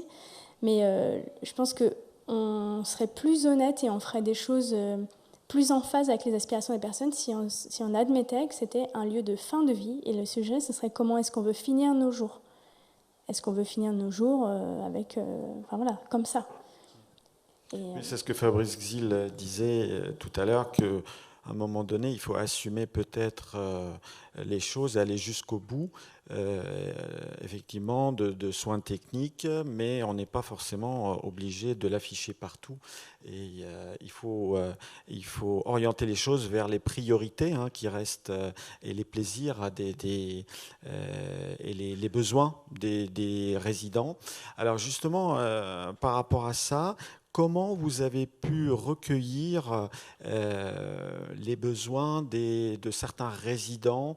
Alors vous avez effectivement travaillé avec un groupe de seniors, des futurs peut-être résidents en EHPAD, mais même si parfois un peu difficile de recueillir toujours les avis, est-ce que vous avez eu ce retour des résidents, de leurs besoins, comment ils voient les choses et comment ils imaginent un établissement qui les accueille? Donc, comme l'a expliqué Florence, en fait, c'est pas nous qui sommes allés au contact des résidents, c'est l'équipe qui était avec nous. Et je pense que ça fait partie, d'ailleurs, ça a été un des moments un peu bascule. Le fait d'avoir eu ces entretiens et d'avoir tout d'un coup découvert ces autres besoins de relations équilibrées, de pouvoir faire des choses pour soi, enfin, des besoins qui sont moins flagrants que le besoin d'actes de nursing ou de choses adaptées. Voilà, donc ça, il y a eu en tout, je pense, une 15 ou 16 entretiens en tout qui ont été menés. Et moi, l'impression que j'ai eue, c'est que le groupe, il a comme basculé à ce moment-là. Enfin, et que c'était devenu évident qu'est-ce qu'on voulait faire et surtout qu'est-ce qu'on ne voulait pas faire. Et une grande partie des pièges, c'était ça, c'est se dire... voilà, donc c'est surtout les équipes. Après, ce qui est clair, c'est que, comme vous l'avez vu, le travail du référentiel, il recense aussi, il synthétise beaucoup de travaux, d'ailleurs de personnes qui étaient là ce matin aussi. Et on mène avec Florence beaucoup d'immersions et on rencontre des résidents toutes les semaines. Voilà, donc il y a pas mal de choses qui viennent aussi de là. Merci Fanny. Alors effectivement, avant de recueillir le témoignage ou les témoignages des équipes qui ont travaillé sur ces travaux, on va accueillir Olivier Thomas, qui est le fondateur de l'agence Primum Non Nocere. Alors, j'ai essayé de voir un peu la définition qui vient du latin, donc J'ai vu que c'est inspiré un petit peu du serment d'Hippocrate, qui veut dire d'abord il faut bien traiter et puis ne pas chercher à nuire. Donc je trouve que c'est très, très touchant, très intéressant. Je rappelle que vous êtes fondateur de l'agence et cofondateur et porte-parole de l'association Comité pour le développement durable en santé, et vous allez surtout nous parler de l'éco-responsabilité et tout ce qui a tourné autour dans l'accompagnement des établissements qui travaillent sur ces questions-là. C'est à vous. Merci, bonjour, merci de m'accueillir à vos travaux aujourd'hui. Alors j'ai vu que la barre était haute parce que j'étais déjà connecté dans le train pour venir, parce que j'ai fait quelques heures de train pour arriver, donc j'ai pu écouter ce qui s'est dit ce matin. J'ai vu que la barre était haute. Alors là maintenant Fanny Cérès vient d'en remettre une couche assez sévère, et je viens pour en remettre une de plus, puisque le sujet de la RSE et de la santé environnementale, ça fait partie des choses qui à mon sens sont les plus urgentes et les plus complexes à prendre en considération dans notre environnement. Le primum non nocere, tel que vous l'avez dit, vient du serment d'Hippocrate, en fait. Donc moi, je suis un ancien du sanitaire, puisque j'ai dirigé des établissements de santé pendant une vingtaine d'années. Et ce que j'avais en tête, quand j'ai commencé sur ces sujets-là en 95, j'avais des cheveux à l'époque, eh bien, ce que j'avais en tête, c'était de faire en sorte de faire des soins, de prodiguer des soins à des patients ou à des parturientes, à des jeunes mamans, sans participer à fabriquer les maladies de demain. En fait, ce qu'on fait au quotidien. Quand on rejette dans l'eau, dans l'air et dans l'environnement des quantités de composés organiques volatiles et de perturbateurs endocriniens, quand on est établissement de santé, EHPAD, hôtel ou palais des congrès, eh bien on concourt à fabriquer les maladies de demain. Eh bien, à partir de 1995, je me suis dit, avec l'équipe avec qui j'étais, je veux participer à inventer un système qui soit un peu différent, qui fasse en sorte qu'on ne génère pas d'impact sur l'environnement ou sur la santé humaine. Et puis, quelques années après, eh bien, quasiment 20 ans après, je me retrouve à avoir créé une agence qui accompagne des établissements de santé, des établissements sociaux, médico-sociaux sur l'ensemble du territoire, justement pour identifier ces impacts, les mesurer très précisément et faire en sorte de les réduire et de mutualiser les bonnes pratiques. Voilà quel est mon quotidien. Et donc l'agence, je l'ai empruntée à Hippocrate, qui ne l'avait pas déposée à l'époque, 400 ans avant Jésus-Christ, d'abord ne pas nuire, ensuite soigner. Il avait dit aussi que ton alimentation soit ton premier médicament. Je crois qu'on peut aussi s'en inspirer aujourd'hui. Je vais essayer de vous présenter mon support qui est bien fait, mais visiblement il n'a pas envie d'arriver. Mais je vous assure qu'il est tout à fait pratique et esthétique, donc je vais peut-être m'en passer, c'est pas grave. Vous l'aurez par après, mais visiblement on n'arrive pas à le mettre en œuvre. Alors je vais m'en passer, je vais le faire à l'ancienne, c'est pas grave, vous l'aurez de toute façon. Comme à l'époque d'Hippocrate, c'est ça ? Exactement. Je ne vais pas vous présenter le référentiel, parce que le référentiel, vous l'avez, vous allez voir, il y a 5 défis. Moi, j'ai un objectif très précis aujourd'hui avec vous, qui va au-delà du référentiel. Si je viens ici aujourd'hui, c'est pour vous faire comprendre les enjeux et le contexte dans lequel on est, parce que pour pas que ça devienne très, très anxiogène dans les mois et années à venir, il y a encore une solution, c'est qu'on s'engage tous. Par contre, je vais vous le dire clairement, si on ne s'engage pas tous, je pense que le monde qu'on est en train de créer va être très anxiogène pour nos enfants et les leurs. Ce que je sais aussi, c'est qu'on a une chance aujourd'hui d'être professionnel dans cet univers. Une chance extraordinaire, c'est qu'on a la chance d'agir. Et ce n'est pas donné dans tous les métiers d'avoir la chance d'agir. Et aujourd'hui, vous avez la chance d'agir, je l'ai, nous l'avons tous. Maintenant, il va falloir la saisir, cette chance. Alors, la première image que je voulais vous montrer, on va l'imaginer, c'est la courbe de la démographie humaine et mondiale depuis 2 siècles, parce qu'on ne la connaît pas en fait. Cette courbe, elle est impressionnante. À chaque fois que je la regarde, elle me fait flipper en réalité. Quand ma grand-mère est née, en 1915, on était 2 milliards sur la planète. Moi, quand je suis né en 65, on est passé à 4, et là, on va passer à 8, et on sera à 10 en 2050. Ça veut dire qu'en l'échelle de 2 siècles, en d'autres termes, en 2 grands-mères, elle est partie à 104 ans dans un EHPAD de ma région, dans l'Hérault.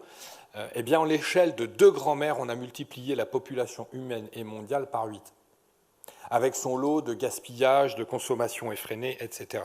Donc, inéluctablement, voilà cette belle courbe. Donc, inéluctablement, il va falloir revoir la totalité de nos modes de consommation dans les mois et années qui viennent. Mais ça n'est pas connecté, puisque ça ne bouge pas. Donc, vous aurez vu quand même cette superbe courbe. Au-delà de cette courbe, ça bouge? Ça bouge en régie, mais ça ne bouge pas là. Au-delà de cette courbe, c'est pas grave, on va faire 100. Encore une fois, on a devant nous 3 grands défis à relever, et je pense qu'il faut avoir les 3 en tête en permanence.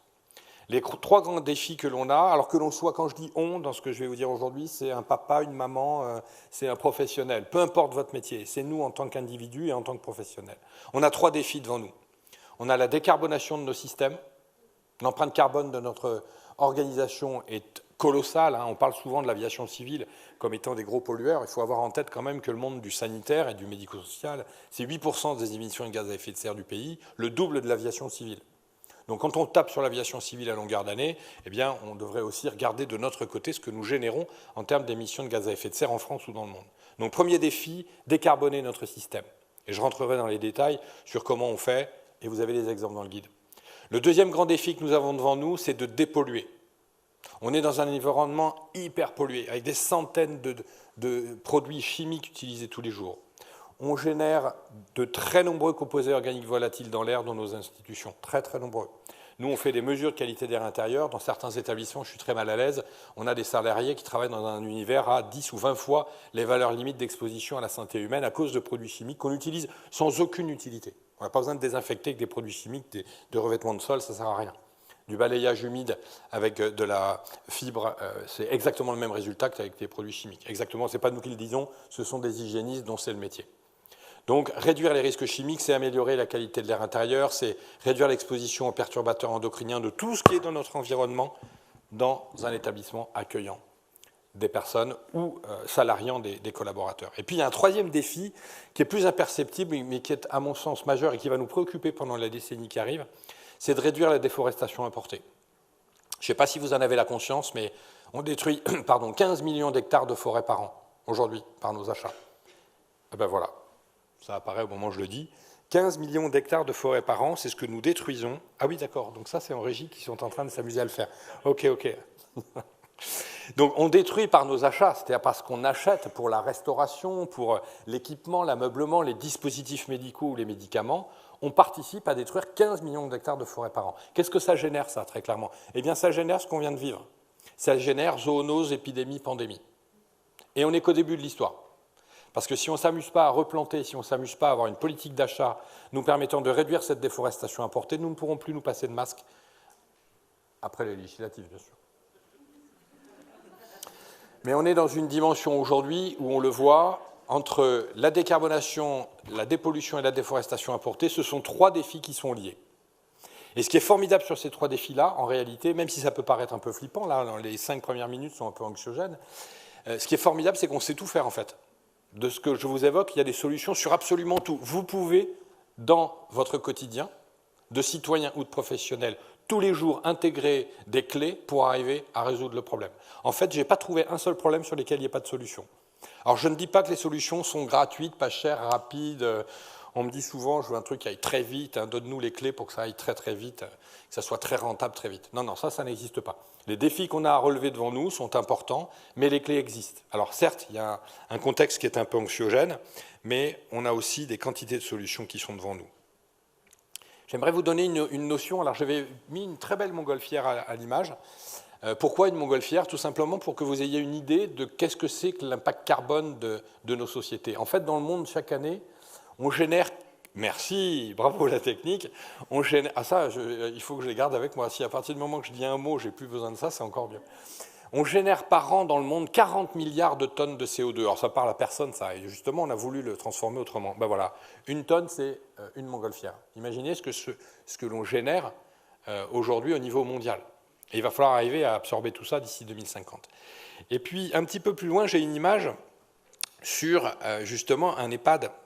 L'intérêt, c'est d'avoir une idée. Alors, on a fait un observatoire, justement, sur un établissement. Je vais essayer de le mettre à l'écran. Un établissement, c'est à peu près 50 tonnes par an. Si on fait une moyenne, ça c'est une moyenne sur une centaine d'établissements pour lesquels on a fait des bilans carbone. Voilà, je l'ai mis à l'écran en ce qui me concerne. Si ça y est pas, c'est pas grave. Donc, un EHPAD, c'est à peu près 50 tonnes. Ce qui est intéressant à avoir, ça c'est un ratio par jour. Ce qui est intéressant à avoir, c'est la deuxième image. C'est qu'est-ce que c'est en fait que les émissions de gaz à effet de serre? C'est bien joli, on en entend parler à la télé tous les jours, mais qui dans la salle est capable de dire, ben voilà comment elles sont fabriquées, générées par mon organisation? Eh bien, il y a deux choses à avoir en tête. La première, c'est ma consommation d'énergie directe. Là, dans cette salle, c'est la clim, tout ce qui permet d'alimenter les micros, les ordinateurs, le chauffage en hiver ou la ventilation. Ça, c'est l'énergie directe. Mais c'est sans compter l'énergie indirecte, c'est-à-dire tout ce qui touche la mobilité. On est tous venus aujourd'hui ou pas, d'autres sont en ligne, donc il y a du numérique et de la data qui est utilisée.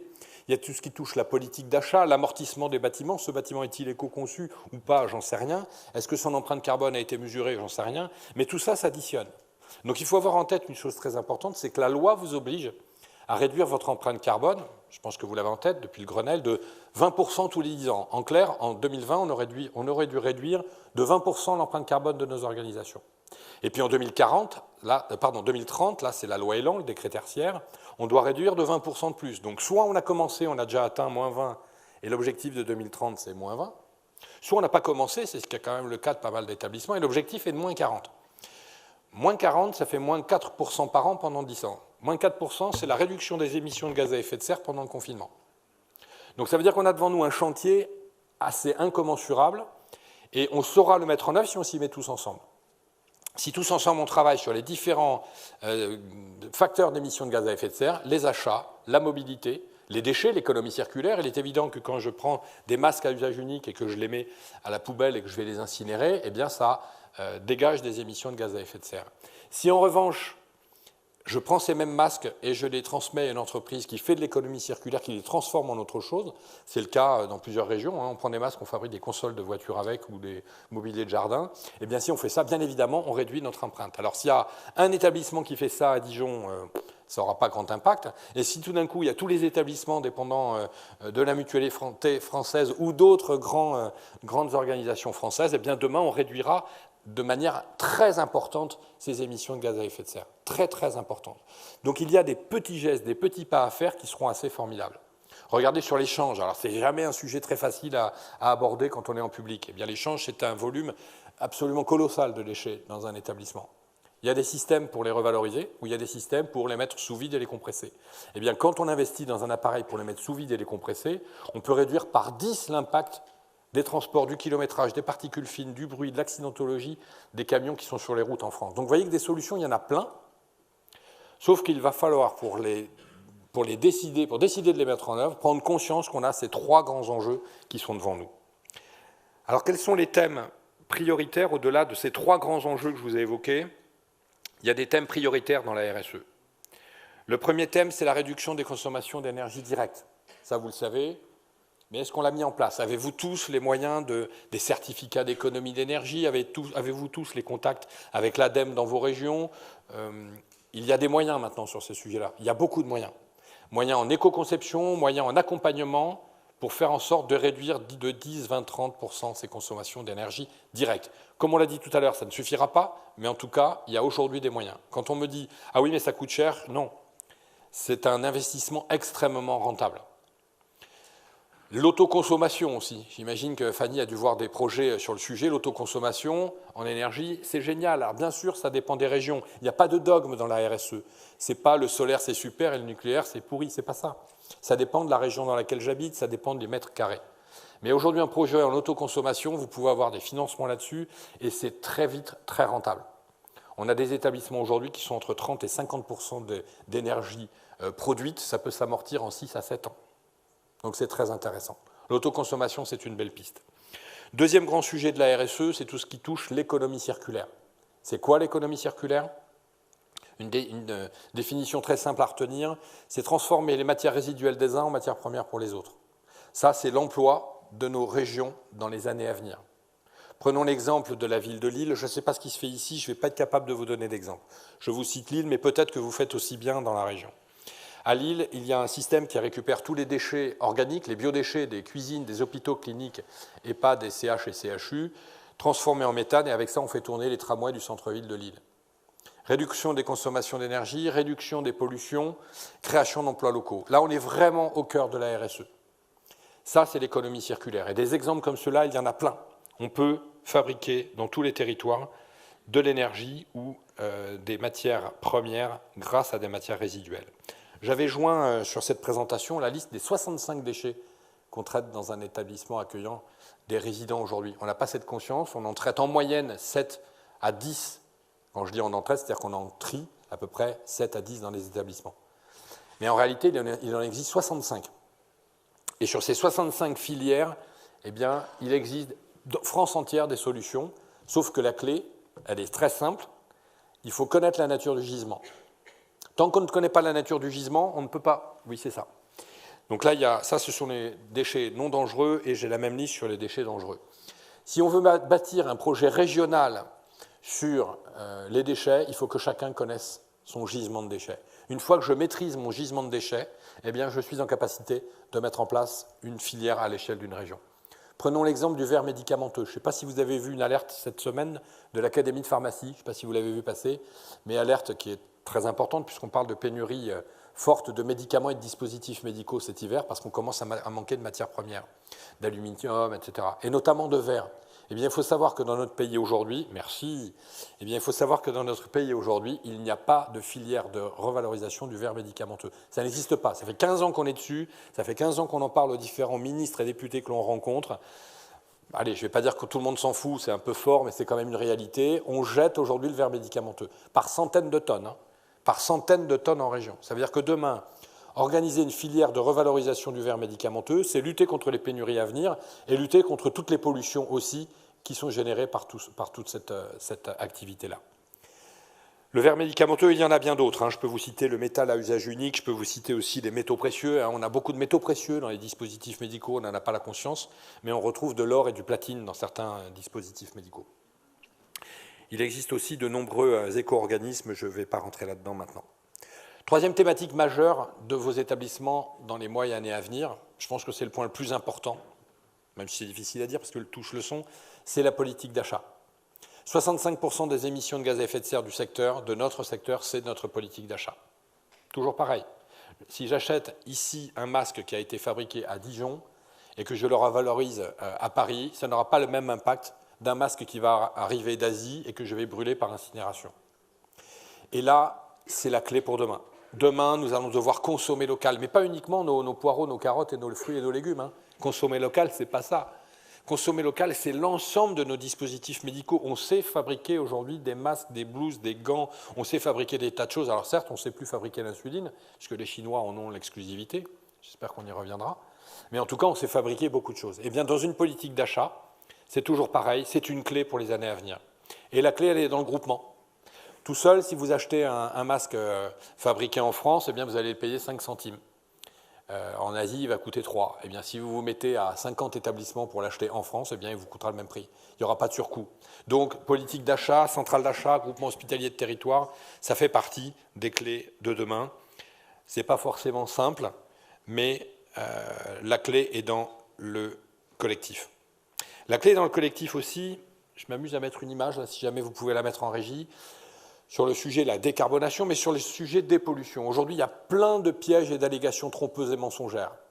Je pourrais vous en écrire un bouquin, d'ailleurs je pense que je vais le faire, parce que tous les jours, on s'aperçoit qu'on nous vend des produits sur lesquels il y a des allégations qui sont complètement trompeuses. J'ai trouvé des bains-douches en EHPAD, avec comme allégation sous le titre « sans parabènes ». Et quand vous lisez la composition du produit, il est composé de 3 parabènes. Récemment, on vient de trouver les eaux de Cologne, c'est pareil, sans alcool. C'est le titre et l'allégation pour vendre les produits, puisque l'alcool irrite la peau des gens, on le sait bien. Eh bien, quand vous lisez la composition, il y a de l'alcool. Là, à l'écran, j'ai des verres jetables à usage unique, qui sont en carton. Donc l'acheteur pense avoir fait une très belle opération en supprimant le plastique. Hélas, si vous voyez le verre en carton, il est entouré d'un film plastique. Voilà, il est là. Et en plus, vous avez un logo dessus, voilà, qui vous dit qu'il y a un film plastique à l'intérieur du verre en carton. Donc c'est même pire parce que vous ne pouvez absolument pas revaloriser ce truc-là. Si c'est que du plastique, vous le mettez dans la filière de plastique. Là, c'est pire, c'est-à-dire que c'est du carton plus du plastique. On ne peut rien en faire, on ne peut que le brûler. Ça, dans une politique d'achat, c'est une clé, si vous voulez.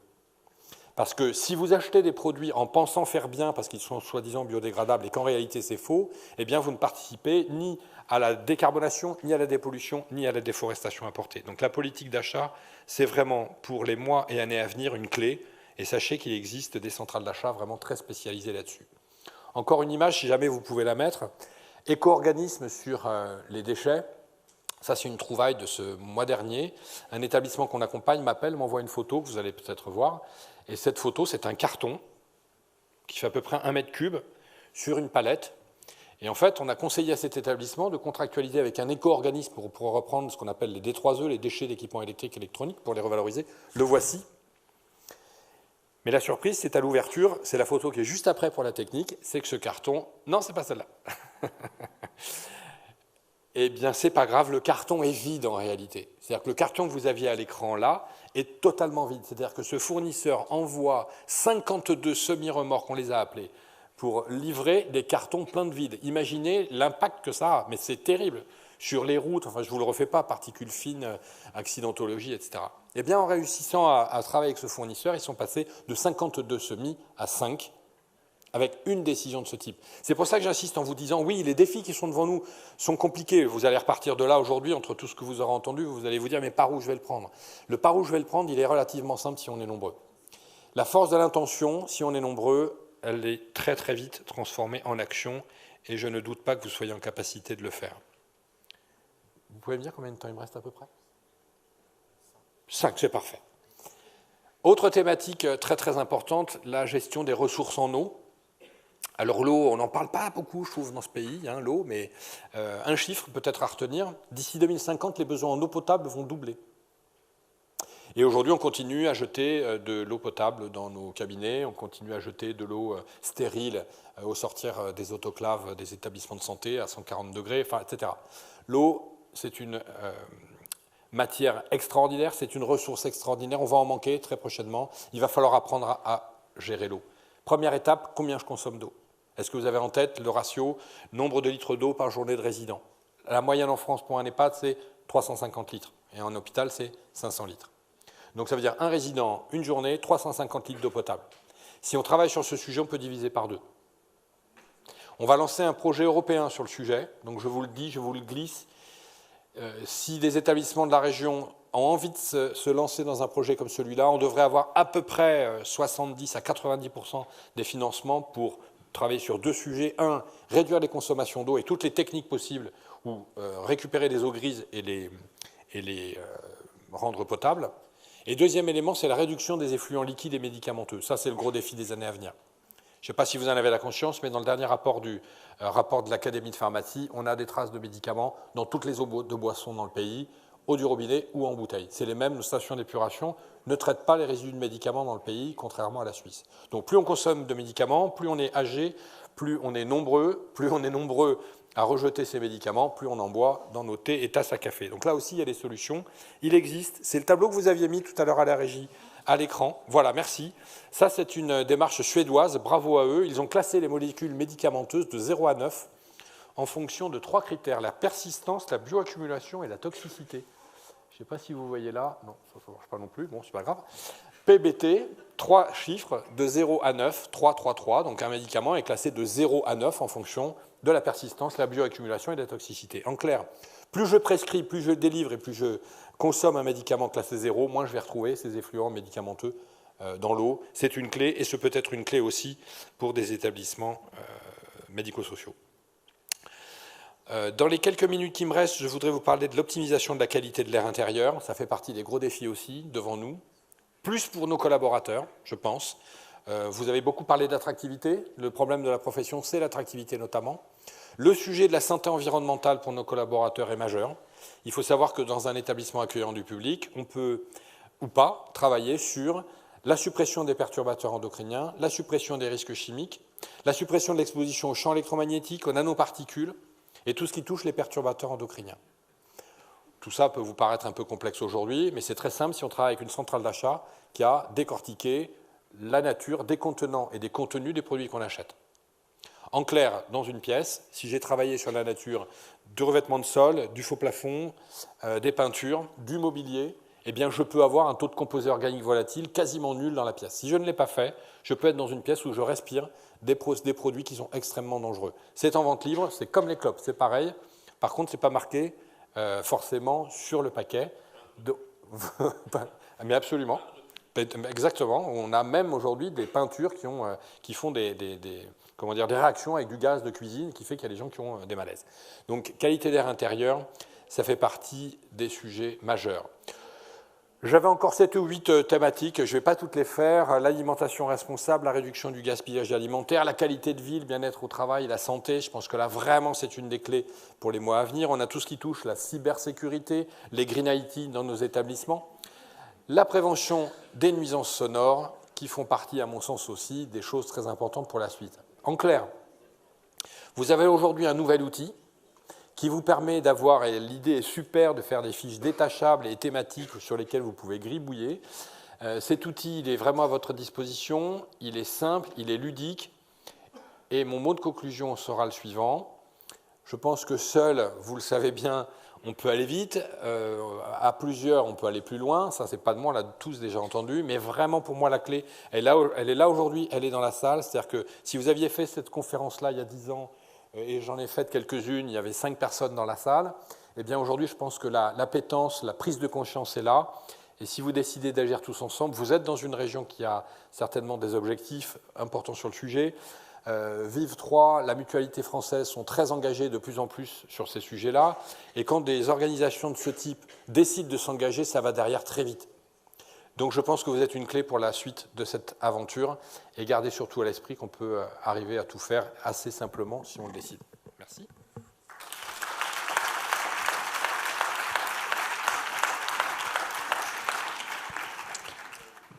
Merci beaucoup Olivier. C'est vrai que l'éco-responsabilité est un sujet très très intéressant et très important pour nous tous.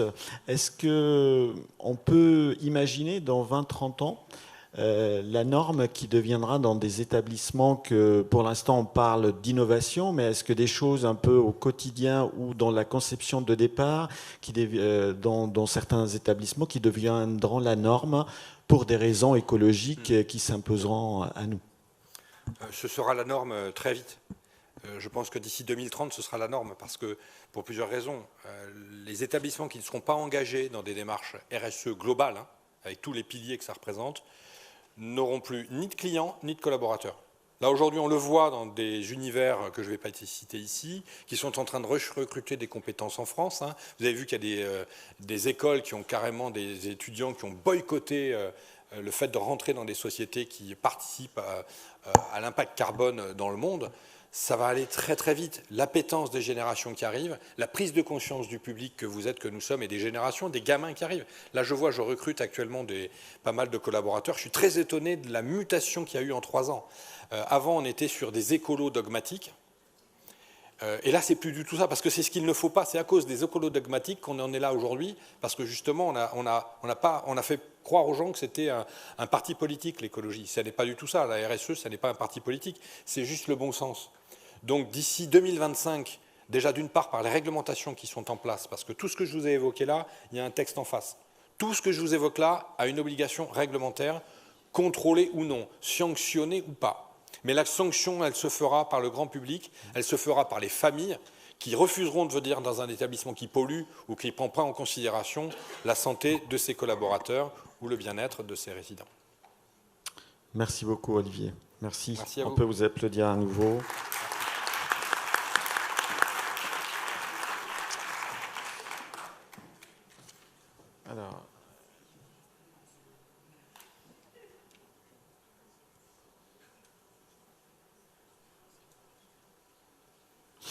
Alors, peut-être j'ai dû louper des questions, non? Alors, il y a pas mal de questions qui nous demandent comment télécharger le référentiel. Fanny, peut-être, si vous voulez bien. Donc, en effet, alors d'abord, vous pouvez flasher le QR code qui est derrière pour le télécharger. Et pour l'instant, en fait, on a hébergé, enfin, il est hébergé temporairement sur un serveur le temps qu'il y ait voilà, une évolution du côté de la mutualité, mais voilà, dès que ça sera hébergé de manière plus pérenne, Du coup, je suis sûre qu'il y aura une communication large qui sera faite, mais pour l'instant, donc voilà, en flashant le QR code, et vous pouvez, en flashant le QR code, enfin, ça fait apparaître une adresse très longue et très compliquée. Copier-coller ça pour récupérer le PDF. Voilà. Très bien, merci. Alors, y a-t-il une autre... D'ailleurs, il est public, je tiens à le dire, et je tiens à remercier et féliciter et la Mutualité et Vive 3 d'avoir réalisé un tel travail et de ne pas se l'être gardé bien secrètement. Je pense qu'en effet, il y a un enjeu de transformation du secteur, et je trouve qu'un outil comme ça, en réalité, pourrait servir et inspirer de tous établissements, peu importe qu'ils soient mutualistes, associatifs, même privés lucratifs, publics. Voilà, et je trouve que le fait que ce document soit public, c'est quand même c'est une vraie chance pour le secteur. Oui, juste pour vous compléter, Fanny, c'est que, on n'a aucun souci, bien évidemment, à le diffuser, parce que ce dont on est persuadé, c'est effectivement toute la démarche qui nous a permis de le construire, qu'il faut s'approprier. Donc, je pense que ça peut être inspirant, je pense que ça peut donner effectivement quelques clés, mais par contre, pour pouvoir vraiment s'approprier la démarche, je pense qu'il est important de vraiment travailler. Enfin, encore une fois, on y a passé pas mal de temps, avec notamment tous les collaborateurs qui ont participé. Donc je pense que c'est plutôt cette démarche qu'on souhaite vraiment partager. Enfin, le document, bien aussi, sans souci. Très bien, merci. Merci à vous. Maintenant, on va passer au témoignage des collaborateurs de métier qui ont travaillé donc sur ce référentiel. J'appelle pour se joindre à nous Dr Cécile Labourdette, médecin coordonnateur à la résidence Les Hortensias à Dijon-Valmy, et Julie Darocha, agent de collectivité polyvalent de la résidence Le Cromois à Quetigny, et Audrey Marinier, animatrice à la résidence Robert Grandjean à Talent. On peut les applaudir, oui, merci. Venez, venez.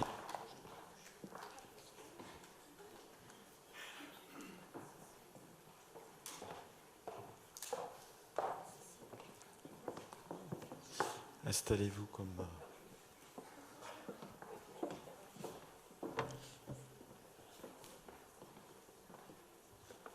Alors, tout d'abord, Cécile, si tu veux bien nous parler un petit peu de ton travail et puis voir comment tu as vécu ce projet, ces travaux, et qu'est-ce que ça a pu t'apporter dans ton exercice en tant que médecin coordonnateur au quotidien. D'accord. Bonjour. Je dois me présenter. Enfin, je présente mon parcours. Si tu veux. Ouais.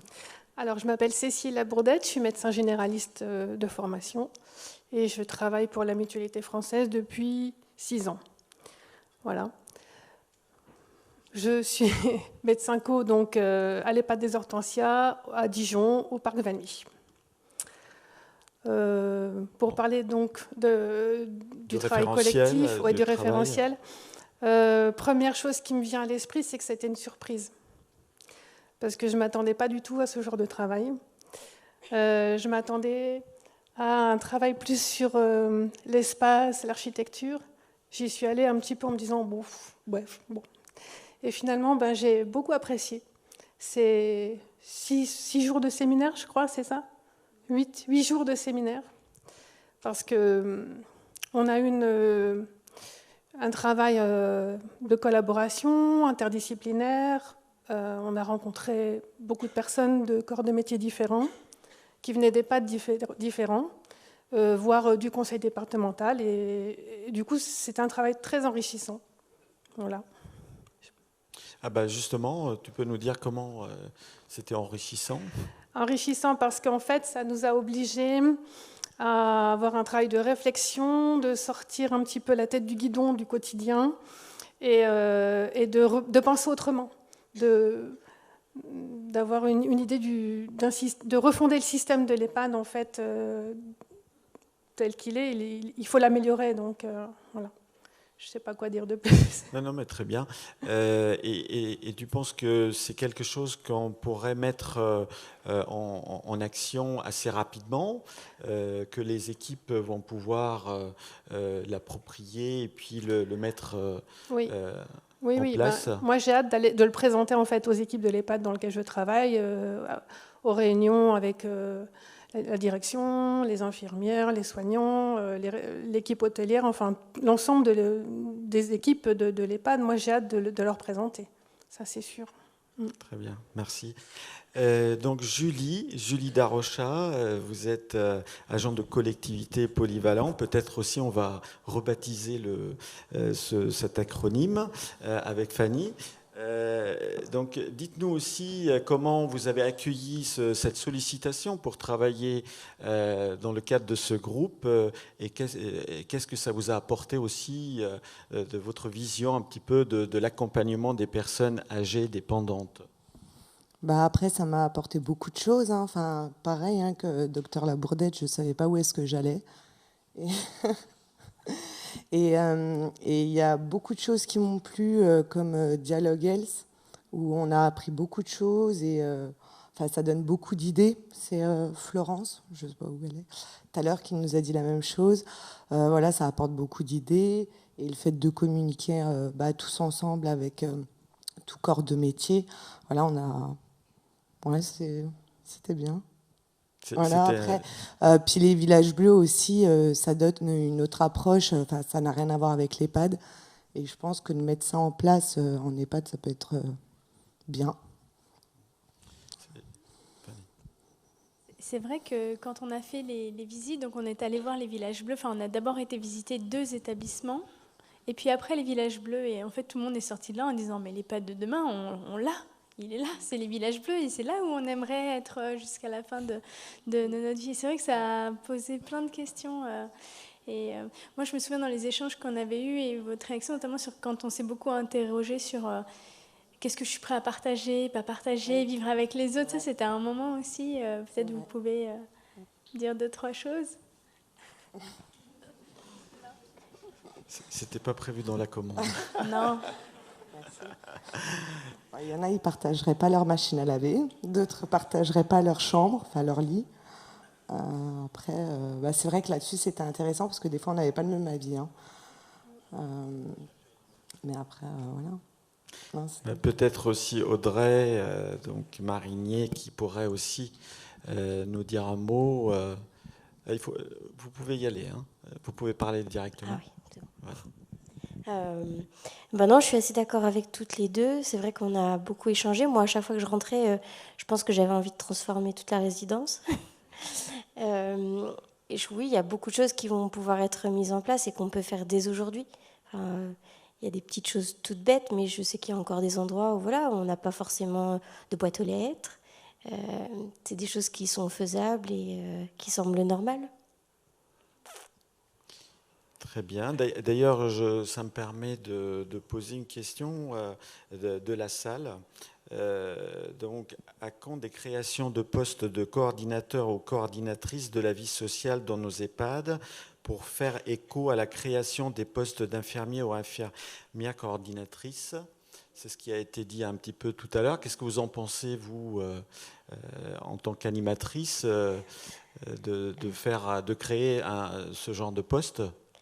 C'est déjà un petit peu ce qu'on est, oui. Non, mais bien sûr. C'était bien ça. Je sais pas, je pense qu'on est déjà coordinateur on parlait des bénévoles, mais c'est aussi les intervenants. On est seul sur les structures souvent, donc on ne peut pas être divisé en 80 ou 90 résidents. Donc, voilà. Très bien, merci. Et puis maintenant, une fois ce travail qui a été fait, comment vous pensez effectivement, comme Cécile disait, comment vous imaginez le retour vers les équipes pour les amener avec vous dans ce travail et puis pour le faire vivre sur le terrain? Sûrement de la même manière que comme on a procédé nous, on était différents professionnels des différents métiers, différents cœurs de métier, et c'est en parlant tous ensemble qu'on se rend compte qu'il y a plein de choses qui sont faisables à notre propre niveau en fait. Donc simplement d'échanger, déjà de par qui on est et ensuite de par ce qu'on fait au quotidien auprès des résidents. Bien sûr. Cécile ? Moi, j'aurais envie de partager les quiz en fait avec le personnel de l'EHPAD, remplir le quiz avec le personnel et aussi avec les résidents, enfin les habitants.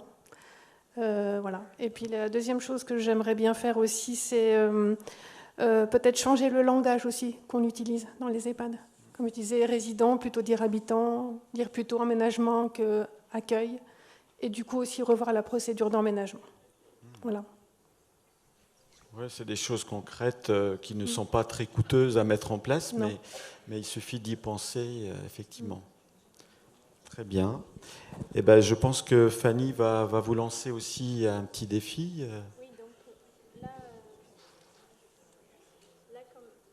pour dire un peu la suite, donc finalement, les gens qui faisaient partie du groupe, donc il y a deux choses à dire. D'abord, c'est qu'il y a eu des échanges. Ces échanges ont abouti à parfois des compromis, des choses où tout le monde était d'accord. On s'est dit, si tout le monde est d'accord, il faut absolument qu'on l'inscrive, et des choses qui font débat. Et en fait, les choses qui font débat sont sans doute les choses les plus intéressantes, parce qu'on se dit, mais il ne faudrait pas choisir entre est-ce que je partage ou pas ma machine à laver. En fait, ça, c'est des questions qui relèvent tellement de l'intime, c'est un petit sujet, mais la question, c'est de se dire comment est-ce qu'on va être capable de créer le champ des possibles qui permettra à tout un chacun, avec ce qu'il est en tant qu'individu, d'y trouver sa place.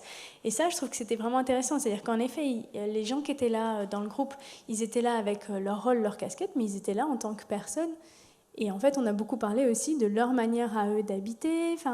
Et ça, je trouve que c'était intéressant, et même dans la création des échanges, la création du groupe, je me dis, ça a permis de découvrir pas mal de choses, de décloisonner aussi l'image qu'on peut avoir.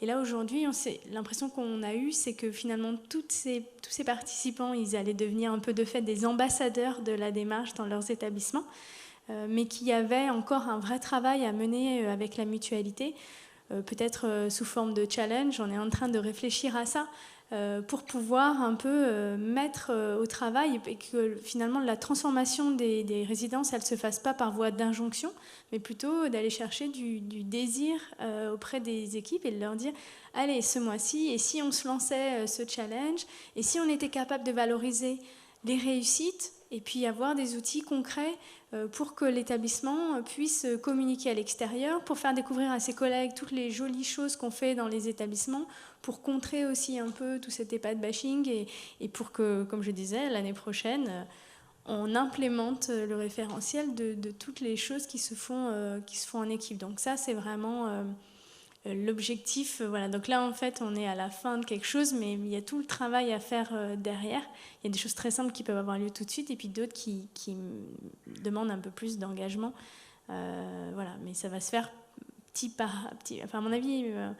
Étape par étape. Étape par étape. Et je pense que c'est parce qu'on aura commencé par faire une petite chose qu'on va découvrir que c'est possible, que l'équipe sur place va découvrir l'intérêt que ça a pour eux, pour les résidents, qui vont y croire, qui vont adhérer, et qu'on sera capable de passer au fur et à mesure les étapes. Je pense qu'il vaut mieux se dire on commence petit mais on va au bout, que de vouloir tout faire, être trop ambitieux. Et on voit bien, les établissements sont déjà vraiment à flux tendu, donc il faut... voilà, c'est mon conseil, commencer pas à pas. Voilà. Très bien, oui. Donc vous serez un peu avec les équipes pour les... On est dans la deuxième... Martial a dit l'été dernier, on a négocié pour faire le référentiel. Là, on négocie, on réfléchit pour le challenge. Il faut que ça pousse dans notre tête. En fait, on fait ça comme eux. Vous avez dit, on a été surpris. Et nous aussi, un peu. En fait, on n'avait jamais fait ça avant. C'est une aventure collective. Donc on est en train maintenant de se dire comment est-ce que cette graine-là, elle va faire des arbres, et voilà, comment on va tutorer tout ça pour pas... Martial a dit, surtout, vous ne me faites pas quelque chose qui va caler des armoires. On a dit, d'accord. Donc la première étape, c'était de dire, faire quelque chose qui soit suffisamment joli pour que les gens aient envie de l'ouvrir et de le feuilleter. Bon, c'est pas si mal. Voilà, trouver les prétextes pour que ça vive. Très bien, merci. Et donc, il y a un challenge, là, un lancement Oui, alors là, en tout cas, on s'est dit, vous avez sans doute tous vu que dans le référentiel, il y avait une feuille papier. Et donc, on vous demande Il a dit très très bien, Olivier, en fait, les acteurs du changement, c'est vous. Hein. Nous, on est là, on en parle, mais en réalité, on doit, à mon avis, tous s'investir. Donc, on vous proposait de répondre à un petit sondage sur Mentimeter qui pourra s'afficher à l'écran, si la régie veut bien le mettre. Donc, il suffit soit de flasher le QR code, soit de rentrer le code sur Mentimeter. Et il y a 2 petites questions. Et puis après cette fiche, on voulait que vous repartiez avec. On ne va pas forcément le partager, mais il y a une question qui est, finalement, après tout ce que vous avez entendu aujourd'hui, quelles sont les 3 premières actions que vous vous engagez à faire à titre personnel pour faire évoluer l'accompagnement des personnes âgées en établissement ? Et chacun de votre place, c'est-à-dire qu'on peut même travailler dans un bureau, mais par exemple se dire, je ne sais pas, je m'engage à en parler différemment, à envoyer une vidéo à mon collègue de choses bien qui sont faites, enfin peu importe. Mais je pense que c'est vraiment important, donc se dit, tiens, aujourd'hui, après tout ça, finalement, voilà, 3 choses, mes 3 petits pas à moi, qu'est-ce que c'est ? Et même si c'est des choses toutes petites et que vous puissiez repartir avec cet engagement personnel. Et donc, le Mentimeter, donc, vous avez sans doute vu, si vous avez... du coup, vous savez pas. C'est de dire, finalement, parmi tout ça, si vous vouliez partager une chose qui vous a particulièrement marqué ou intéressé aujourd'hui, vous pouvez l'écrire et on va le voir apparaître à l'écran. Et ça va permettre à la mutualité aussi d'avoir un retour un peu à chaud de tout ça et de pouvoir poursuivre dans ce travail. Toutes les suggestions sont bienvenues. Vous avez vu, on est...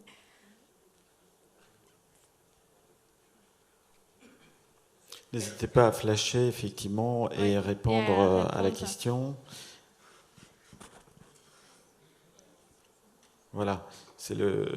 Là, vous pouvez aussi flasher directement le QR code en pointant votre caméra du smartphone et vous pouvez normalement accéder directement sur le lien.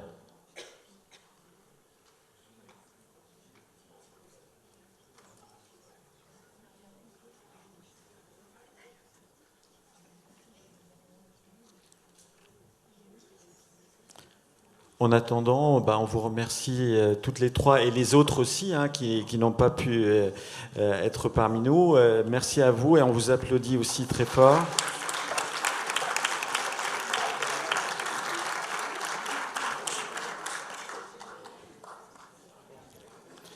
Alors, est-ce qu'il y a des mots qui s'affichent ?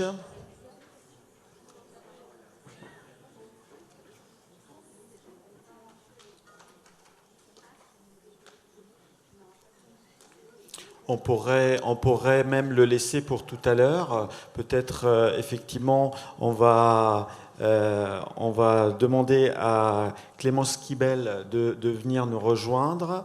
N'hésitez pas à continuer à répondre au questionnaire et flasher le QR code. Et on le diffusera tout à l'heure.